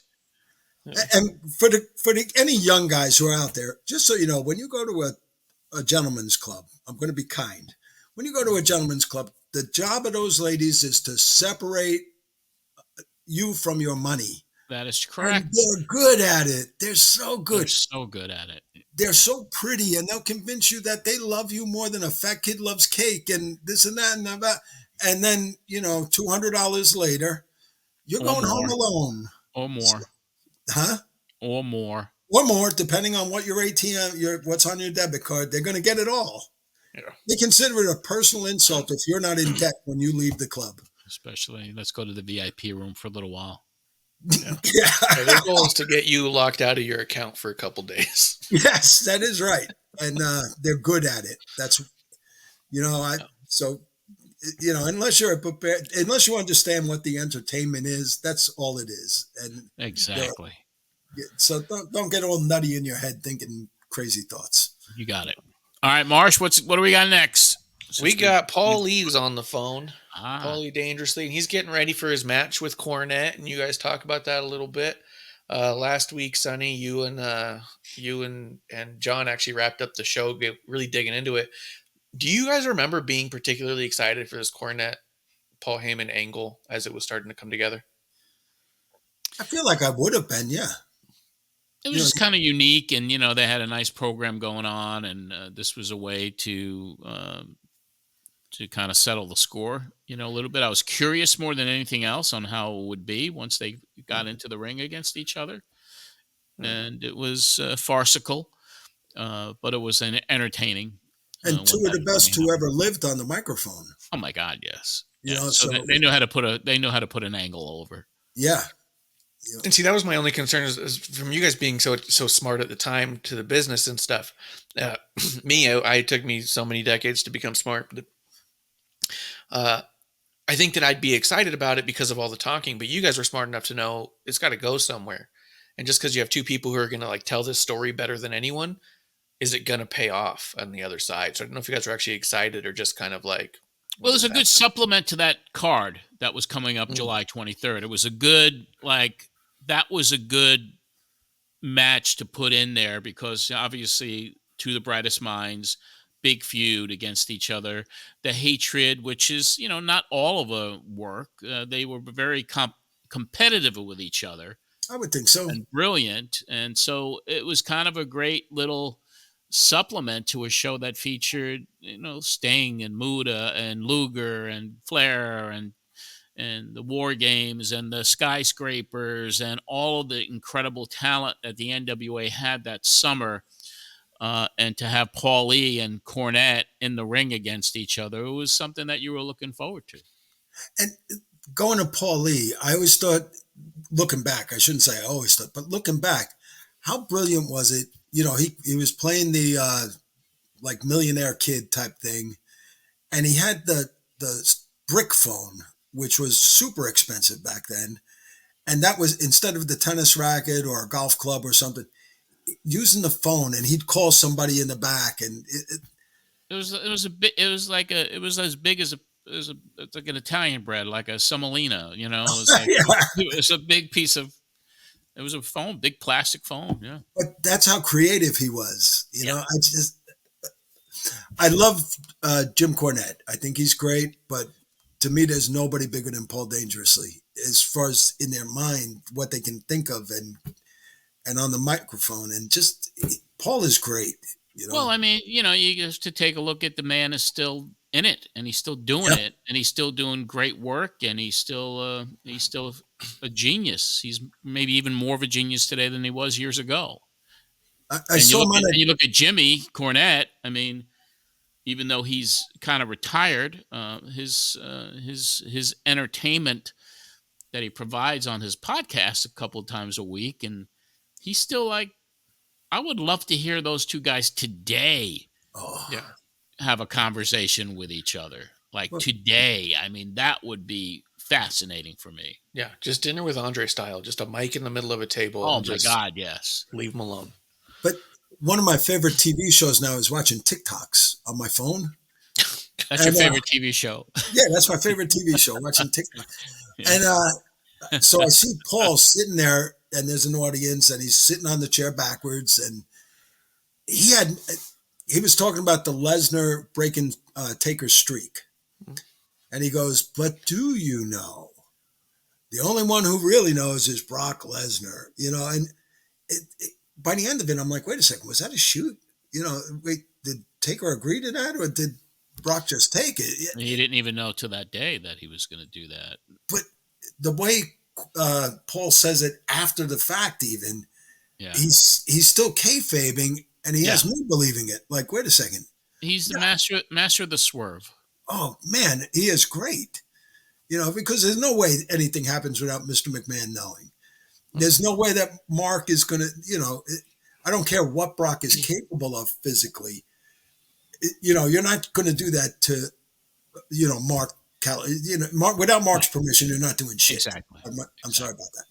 That's right. But another well-respected man. But at the end of this show, I'm sitting there going, the way Paul does it, and it's like, man, he could have me believing that President Kennedy shot himself. That's how good he is. If you look at the Zapruder film, he takes out a Derringer and puts it in his eye.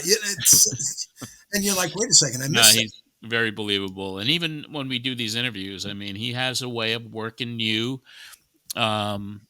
especially when we'll hear it and we'll talk about it on the other side. Yeah. Paulie Dangerously. Yes.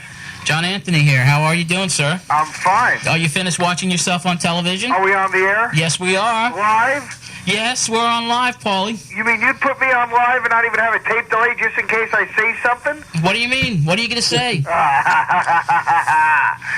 You're an animal. You know that. You're an animal. I want to ask you a few questions, all right? Howard Stern's outrageous. Imagine what I would do for me. I know that. You're an outrageous individual. What do you need to know? What do I need to know? What happened last night with the Samoan SWAT team? Looks like you were about to get a beating. What happened last night? Did I get one? No, you didn't. What happened? How did you calm these guys down? Huh? How did you calm them down? They looked like they were... It's like, you ever notice how, when baseball players grab each other by the shoulders, they bang each other's heads, and, football players, smack each other like Greeks and stuff like that? You know what I'm saying? Yeah, I understand. You know, there's an intensity involved in our game. There's an intensity involved in our sport, and sometimes it carries over. That's all. That's all that happens. Just the heat of the moment after that tremendous battle they had last night with the Road Warriors. Now, what's going on with Paul Ellering? Is that, you're the manager basher now. You're trying to eliminate. You're trying to eliminate all your competition in the NWA. I've eliminated Cornette. I've eliminated Ellering. If any other managers, in fact, next time I see Missy Hyatt, I just might kick Kurt tail too. You guys were getting into it last night as well in Boston. I'm the manager basher. That's why. Now, why were you at ringside during that match between Hot Stuff Eddie Gilbert and the Great Muto? What was your purpose there? Eddie Gilbert off. To do what? To tick him off. Well, you certainly distracted him enough that he lost the match. There you go. I did my job. I don't understand. He doesn't want to rejoin the Dangerous Alliance. He has to pay the consequences. I'll make sure that man never wins another match. Were you guys aligned at one time? Yes, we were. And he left your fold. CWF, do your homework. So now you're just trying to do my homework. Now you're just trying to. I'm serious now. Do your homework. Okay, I'll try to do a little bit. I know what you do in your spare time, Mr. Anthony. Say what? I know what you do in your spare time. Okay, go ahead. You go to all these Chinese restaurants in Boston. You tried each and every one of them out last night. I was there at one of them. I won't say which one. I'm not getting paid to advertise. I had a nice little meal. You were on your fourth meal at your fourth different restaurant. Oh, please, Paul. Let's get the facts right on your end too, there, Paulie. Well, that was not facts true. About your personal life. You're doing a wrestling show, and you don't know facts about wrestling. Okay, that's your opinion. But there's a couple other things we really need to talk about here. What do you need to talk about? July 23rd pay-per-view. What do you want to know? I want to know what the situation is once again with Jim Cornette. Now you're getting him in the ring. July 23rd on live pay-per-view from Baltimore, Maryland. I will have a singles match with Jim Cornette. It's turned into what I believe it's a tuxedo match. What? Yeah. Okay. Now I've never seen you in a tux. Yes, you have. It's Starcade. Oh, I'm sorry. That's right. My facts are wrong again. Again? But, that's two now. But you're trying One more and I'm hanging up. Okay, I don't want you to do that right yet. But tell me, are you training? Is anyone training you for this? Of course I'm training. Who are you training with? Mike Tyson. Okay. Marvin Hagler was there last night. Marvin Hagler. You know, I tell you what, Hagler's lucky I didn't go smack the living you-know-what out of him. You're giving him dirty looks. That's all I needed to give him. He knew not to mess with me. What does he weigh, 150?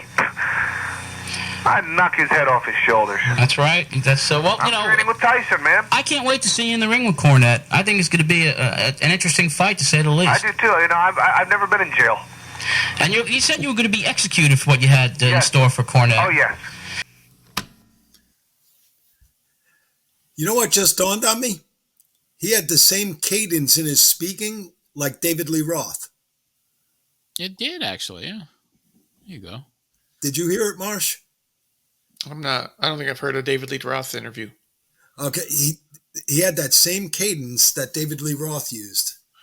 So I'd be curious if he's a fan.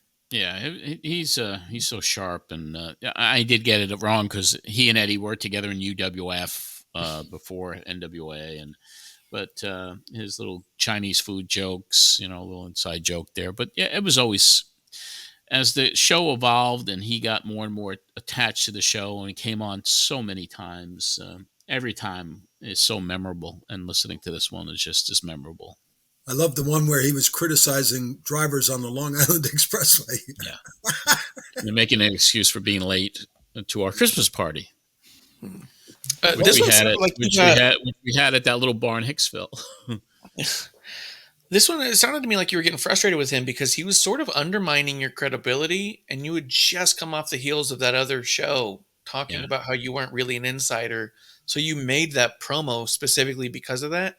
Yeah. And here he said, like, I don't think you actually know anything about wrestling. And you could hear it in your voice where it's kind of like defensive. Okay, Paul. You know what I mean? And you're like, let's keep, because him being on the show was part of what was giving you credibility. And then here he is saying you don't know what you're talking about. And you're just like, fuck, Paul. And don't you and Paul go back to like teenagers taking photographs at Madison Square Garden or something? Yeah. I was transitioning out and he was coming in. But as I've mentioned many times, when I ran Freddie Blassie's fan club when I was 14, Paul was one of the members of the Fred Blassie fan club, and Paul had to be 9 or 10. So that's how far back we go. And there is no bigger fan of the late Eddie Gilbert than Paul. He loved him, and everybody did. But Paul knew how special a talent Eddie Gilbert was and how special a promoting mind Eddie Gilbert had. Yeah, they were the best of friends up until the point where they weren't, and that was during the latter part of Eddie's life when, you know, his personal demons and Paulie's ambition collided with Todd Gordon, and that went wayside. But anyway, history, as we're listening to it here 35 years later. And it's kind of funny too. This is like, to me, the bus trip and stuff, and TJ from Deer Park. It's a funny thing because you see it like in old TV shows, but you're an animal. Oh, you're outrageous. Yo, you're a maniac. Like the way dudes just kind of used to call each other those things specifically. I haven't heard it in so long, but like hearing these back in there, you're an animal, Paulie. Yeah. You know. Like, it was the era. You're a maniac, TJ. That's how we spoke back in the day. Yeah. This crazy guy. And now that I heard about the tuxedo, I do remember the match, and they did pull it off because they didn't try to wrestle. Okay. They bitch slapped each other a lot. Yeah, it was gimmicky, and then Paulie eventually got his tux torn off, and he was wearing the pink. I guess not boxer briefs, but they were kind of like briefs. Shorts. Yeah, like boxer shorts, I think, right? And he ran out of the ring and ran back to the dressing room trying to cover himself up. Right. I think that's the one, too, that Cornette a long time ago did a watch-along and broke down the whole thing and talked about his injured knee and all that. Okay. Yeah. And that was really cool. Apparently he hurt his knee like recently before, so like he gets to the ring and you can almost see him start to limp but try not to. And Paul immediately starts hitting the wrong knee when he gets in, and you can see Cornette go like other knee. Yeah, Paul wasn't doing that on accident. Yeah. I'm kidding. Yeah. What do we got on the next clip, Mr. Marsh? This one's a little bit longer because it's Missy Hyatt, and you talked about it a little bit. I don't remember how many times you had her on. But yeah, you've been talking for a while. It's really interesting to me too. This is like in 3 weeks, like the 7th or 8th woman you've interviewed, and you keep talking about how women's wrestling is deteriorating from the mainstream. So to me, it's really cool that you're still trying to promote it in some way just to make sure there's demand for it. Yeah. Yeah, I felt there was injustice because there wasn't enough of women performing and wrestling, and that day was kind of special because I think Donnie and I showed up, and I think the first time I met Missy, at least spoke to her, was that day up in the hotel room where her and Eddie was staying in Boston, and then got to do the interview that night. But I was kind of a little nervous around her because she was just Missy. Hot, just incredible, like, Gaga type. John, do you remember when she was with John Tatum? That was probably before I got back. Yeah, that was before I got back in the biz. Yeah. She was his valet, and she was just, at that time, the most beautiful woman you saw come to the ring. Oh, yeah. Yeah, she was incredible. Yeah. This is before Miss Elizabeth. This is before... Well, even Sensational Sherry. This is she was special. She had that charisma, and she had a good run. Yes, she did. Here on tour at the Great American Bash with the NWA. We're here with one of the most beautiful women in professional wrestling today, the First Lady of the NWA, Missy Hyatt. Missy, welcome to the Pro Wrestling Spotlight. Thank you, and hi, it's nice to be here in New York City. Well, the fans up in New York, hopefully someday we'll get to see you once again at hopefully at the Nassau Coliseum or one of the bigger arenas up there. Right now, we're here to talk about the big pay-per-view show, July 23rd in Baltimore. You got your work cut out for you that night. Obviously, a thorn in your side for a number of years, especially recently, Kevin Sullivan, and you'll be with the Steiners, representing them as they face Mike Rotunda and Kevin Sullivan. Any strategies for this match? Well, we've been thinking a lot. Steiner's been in the gym training a lot. He tore his muscle in his arm, but he's back to 100%. But right now we got him training, and Scott is he's turned out to be a phenomenal wrestler. So I think they're going to take him on, and I really believe that we're going to beat him there. Well, we've been on tour with the Great American Bash in some of the cities here, and we just have to really say Scott Steiner really has come into his own. What he's done to the Freebirds, I've seen one match where he pinned Jimmy Garvin right in the middle of the ring. He's come into his own for a great deal. But Kevin Sullivan is another story in itself. I felt he was behind the attack that happened not too long ago when the Great Muta sprayed that mist into your eyes. And, of course, Kevin has attacked you before. Is this feud ever going to end with him? I don't know. Kevin's a really demented mind. He's not right, and he's always trying to provoke me and to do things to me. And you're exactly right saying that he was probably behind the spraying of the eyes, because if it wouldn't have been for him up there saying all the things bad things about Hot Stuff Eddie Gilbert, I would have never came out there and faced. I mean, there was the Great Muta, Gary Hart, and Kevin Sullivan. I mean, and I'm just there's only one of me, and Eddie wasn't there at the time, and neither was Rick because he was hurt, and Scott was back in the dressing room. He just got done.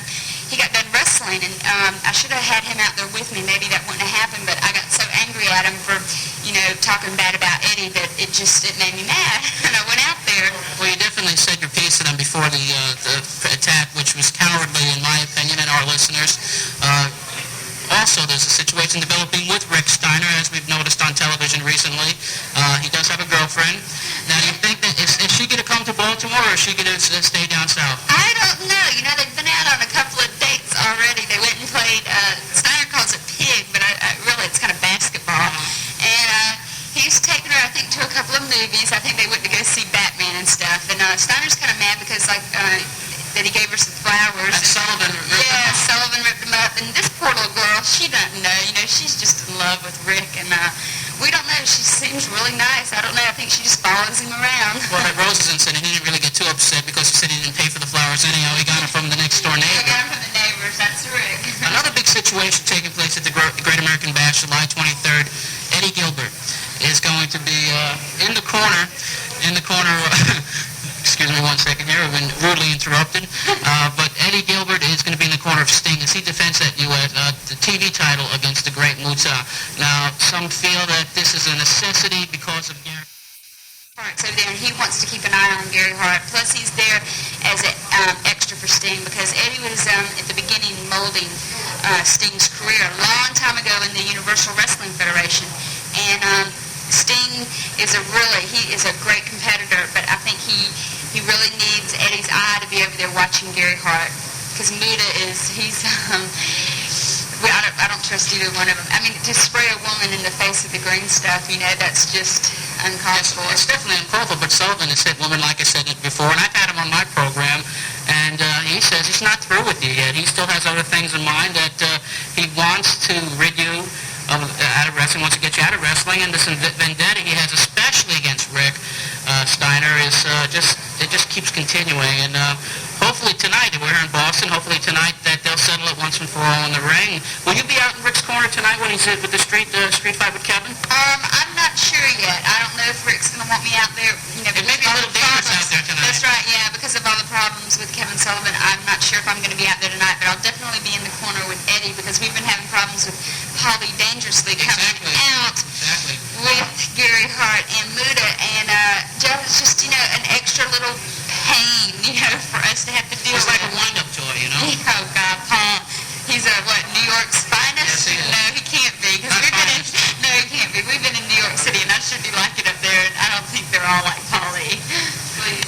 Well, we just wish you the best of luck, and we hope to see you up in the New York area, and we'll be there on Eddie and I spend our weekends for our anniversary in New York City because that's our thing now for the weekends. And last year, at the end of October, we had a great time. So. Well, the people in New York are just hoping for the day that the NWA comes to New York. And thank you, Missy Hyatt. We appreciate the time. Okay, thank you. Back with the Yeah, that was Paul Lee was actually there. He had showed up, and that's where I said it was, brutally interrupted. That was Paul just there hanging out, watching. Man, she's so pretty. She sounds pretty. Yeah. Yeah, there were a couple of times there where the sound kind of faded out. Yeah. Because I had a microphone that had an on-off switch, and I guess I was nervous, so I kept flicking it. How could you not? Oh, I got to ask you though, with the Scott Steiner girlfriend, was that when they did the? That was Robin Green, who was Nancy. Right, I thought it was Yeah, Nancy Sullivan. it was Nancy. Yeah, that's how they started that whole angle, and I then forgot all about that. she turned on him and became woman. Yeah. Right, she opens the door, and there she was dressed in the leather and stuff when he went to pick her up. With And, a little corset, and yeah, his eyes popped out of his head, and Jim Ross's eyes popped out of his head, and well, and yeah, she came out with Doom, which was Ron Simmons and Butch Reed under the hoods, and she turned on the Steiners and Rick, and that was another big angle that summer of '89. I met Nancy when she was with Kevin in ECW, and besides just being like legitimately one of the sweetest people you'll ever meet, she was absolutely stunning. Stunning. She was a beautiful, God rest her soul, and I shouldn't even have to say that, but she was just beautiful and behaved beautifully. You know? She was amazing, and that friendship with her and Kevin over the years. I mean, we traveled around the world together, Singapore and Philippines and Hong Kong and South America, and they were always. It was such a dear, cherished friendship. And that was when it started, because I didn't know her from Adam, and seeing her on those little angles, she was sitting in the front row of TV with little pigtails and holding the sign with Rick and the glasses, and then it just evolved, and it was kind of a very cool summer angle during that great summer of '89 with the NWA. So, yeah, I thought it was great, and again, I kind of missed that type of marketing, We don't do that anymore. Those days are long gone, my friend. Yeah. Did you have any matches with Missy? Huh? Sonny? Because I asked about everyone else. I got to be fair. No, I was scared to death of her. Yeah. You're like, I had a reputation to uphold. If you thought I was stunned with the Boxing Beauties or Foxy Boxing, I forget their names already. But the Battling Beauties. Imagine me just staring at Missy Hyatt. Let the girls all hang out. Yeah. Battling Beauties coming to the Right Track Inn in Freeport. Have you, Marsh, have you seen any pictures of Missy Hyatt when she was involved in wrestling and younger? Yeah, I imagine she's still beautiful, but she was amazing beautiful. I remember one of the magazines, she was in one of those chairs that are by the pool, and I remember her with the gold pinky nail. That's how well I remember this poster. Wow. There was no part of her that wasn't perfect. She was, and then to hear, how often do you hear a woman sound beautiful? She sounds like she's beautiful. It was a special time, man. Yeah, it was. Yeah, I've pulled up, because of working on this show, I've pulled up basically anyone that John mentions or interviews. I find pictures of them from the late 80s, early 90s best I can. And every now and again, I come across, there's a couple websites I have that have like just WWE promos for every year for the past like 40 years. It's crazy. And then sometimes you'll find like an eBay store that has a ton of ones that people had. And so, yeah, I've seen a bunch of like Missy ones and stuff from back then that are really cool. But yeah, she was stunning. Nancy was stunning. Like even when Kevin Sullivan's cutting these crazy promos and talking about the most insane things, and she's just quietly glaring a little bit, you're still drawn to her. Like, oh, she's menacing. You know what I mean? Like, the magnet there. It was just stunning. It was like that was crazy stuff, man. And you have some people who just don't photograph well. And then you have people who photograph well, and you meet them and you see all the real imperfections. Nancy had no imperfections. And as pretty as she was, it was inside too. That's how she was. Her presence was that beautiful as well. Yeah, she was tough though. She was a tough businesswoman. She was good. Well, fortunately, I didn't do business with her. No, I mean, it was just kind of like when you did business with her, because she learned a lot from Kevin, obviously, and but she was smart, and she knew what she was doing, and she had a keen instinct for the business, learning from Kevin as she did over the years since she was just a young woman. So she had one of the best teachers ever. Now, they're both gone. It's crazy. All right, Marsh, what do we got next? We got the last clip is 2 callers back to back, which I think we don't need to set that up much. Okay. A couple calls, and after we take these couple calls, we're going to talk about the bus trip that we're going to be taking to Baltimore on July 23rd. We got some more information about that. 661-1440, number to call. We have John from Belmore. Hi, how's it going? How are you doing? Okay, not bad. I got to compliment you on the Missy Hyatt interview. You didn't even stumble your words or anything. There you was, face-to-face with her. And that was a question I received last week. I don't know if you're the same guy who asked me that question, if I had Missy Hyatt in one bed. Yeah, that was me. And Elizabeth in the other bed. Which one would I jump into first? And I said I'd probably faint. I'd like to update that. I'd probably have a massive coronary and not even be able to do anything. But Missy was, oh boy, what a knockout she was. We got over to the hotel before the matches and went up to their room, Eddie and Missy's room, and there she was. First time I met her face to face, it was like, ugh. I calmed myself down, but I was sweating bullets when I was interviewing her. I really was. Is Mitch there? Yes, he is. I got to compliment him because I saw that Morton Downey show, and he was the only one that was acting like a mature adult there. So for him and Cactus Jack, the guys, the youngest guy there. Yukon Jack, right? Yeah. Oh yeah, that's right, Yukon Jack. Sorry. Mitch didn't get a chance to really defend himself that Yeah, way. but I got to compliment him, and I got to say something about Captain Lou Albano. I know he's one of the legends and everything, but he really didn't come off too well. He came off kind of like an idiot. The way he was saying about the WWF, how they're the only group that's an entertainment, and all the rest of the group is true wrestling. Yeah, I don't understand how they could really say that when like 90% of the wrestlers in the WWF were in the NWA and they were in the other federations, a year ago, whatever. The funny thing, I think that's the worst part about the whole situation was people are forgetting how Lou used to be on the cartoons. I mean, I think Lou's forgetting what he was doing for the past 5 years before he left the WWF and went on his own. I used to see him doing anything from eating an delicatessen to eating hot dogs to putting cigars in his belly button. He did some of the funniest stuff you ever see. He was the biggest clown in what he calls is a circus. So if that's a circus, then he was the head clown.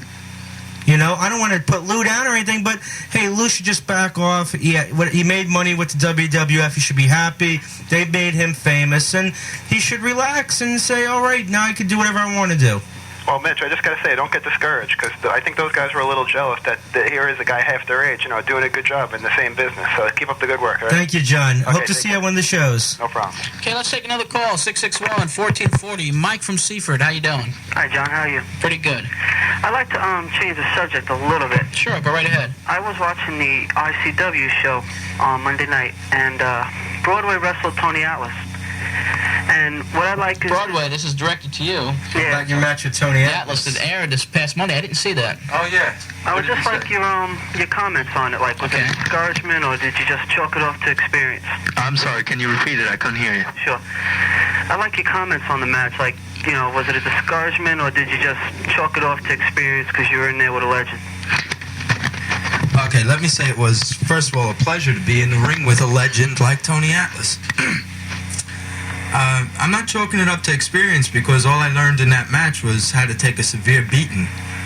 But, and maybe better luck next time around, Yeah, it showed me that I can muster up what it takes to get in the ring and look at a man with 25-inch arms, 280 pounds of solid muscle stacked in a 6'4" frame. He beat me pretty bad, though, didn't he? Yeah, well. Any other questions? No, that's good. I'd just like to say keep up the good work, and thank you. Okay, thanks a lot for your call. Bye-bye. 661-1440, the number to call here at the Pro Wrestling Spotlight. Yeah, Broadway, I was sorry I missed that. I was waiting to see that match, even though it was a loss for you.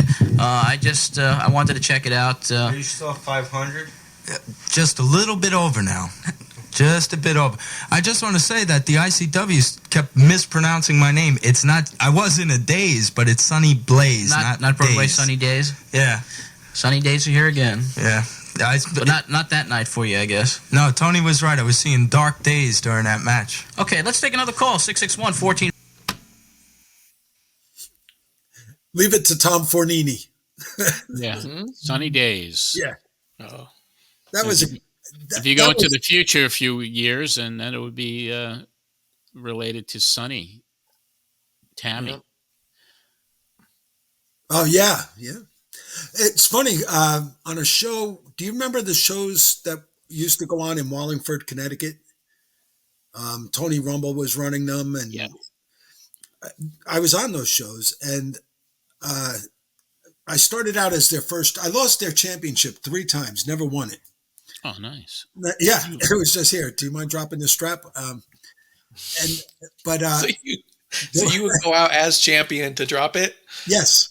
So it'd be the first time. So basically, did they? So they just wanted a title to change hands on their show. Correct.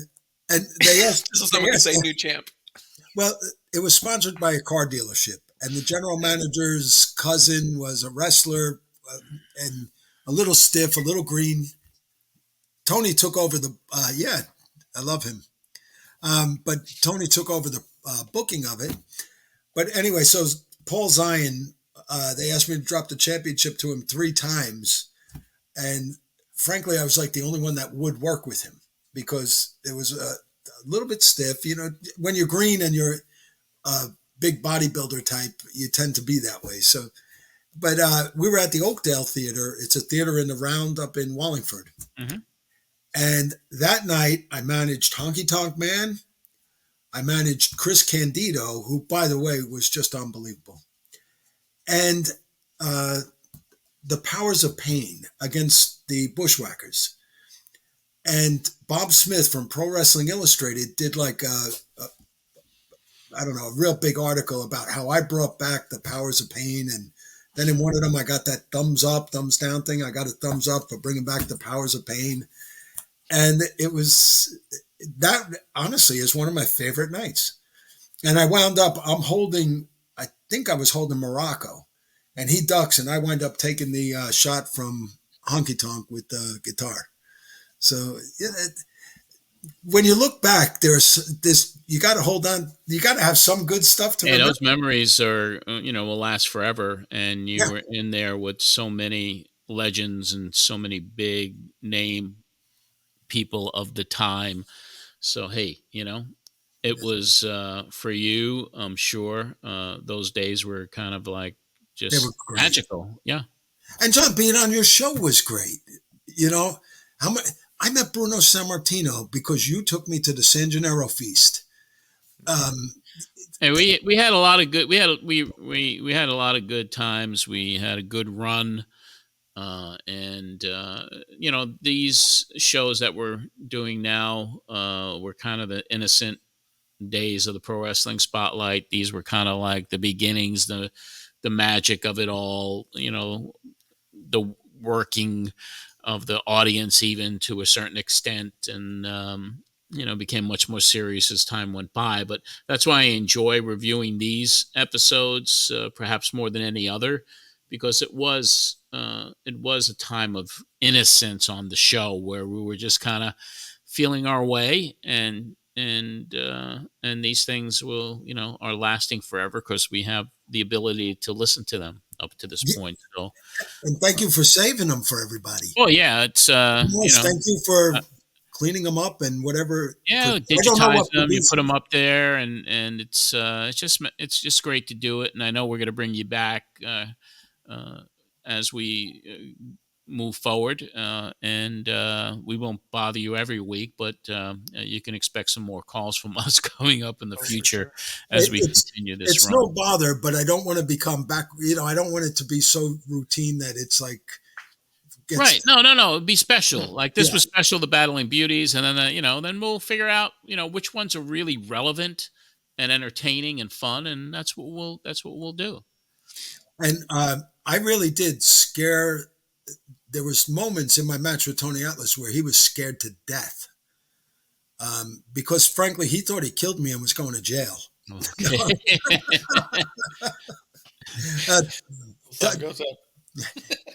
I still love Tony. I haven't spoken. The last time I spoke to him was after SD passed away. I called to give him my condolences because I knew the two of them were very, very close. Yeah. Yes, I saw him about 3 years ago. It was on Long Island, and I was my book had just come out, and I was with Sunny Beach and Mike Rotunda, I believe, a few guys, and we went to this festival. And Tony Atlas was line dancing, trying to learn line dancing and two-stepping because there were those lessons being there, and I have that on video. So that's the last time I saw him. But what a funny guy, entertaining guy, another big name of the business. But anyway, we're gonna wrap it up. That's the last clip you got, right, Marsh? Yeah. Okay. Yeah. So it's always a pleasure to see you, my friend. And every time I turn my head when I'm in this office and I see that Mets belt and that Pedro Morales Bruno old style belt that you were gracious enough to gift me, surprisingly. Every time I look at those, I think of you. Well, thank you. And it was my pleasure. I wanted you to have those. I love doing these shows with you guys. John, I love you to death. Marsh, I'm growing fond of you. Not loving you to death just yet. No, I'm kidding. You're great. I love remembering this stuff. It was all good stuff to remember. Absolutely. Tony Atlas was the first big name that I worked with. And my God, taking his clothesline was like running into a drain pipe, but when he lifted me over his head, I thought he was throwing me into the audience, and he drops me on the top rope. Yeah. Well, you don't learn that in training. You got to learn it in the ring. So you learn it by application. Yes. And it was great. And, Mike Rotunda, I got to see him. I worked with him when he was IRS in the WWF. And I got to see him at the Legends launch before Wyatt had passed away. And, of course, I'm terribly sad for him and his wife and the whole family. But it was nice to see Mike again. He shook my hand like a vice, for God's sakes. Yeah. And I'm thinking, see, now that back in the day, that would have been the sign that you're going to kill me. But you remember the wrestler handshake, right, Mike? John? I do. They don't do that anymore. But he just wanted to make sure you knew that he still got it. And don't try him.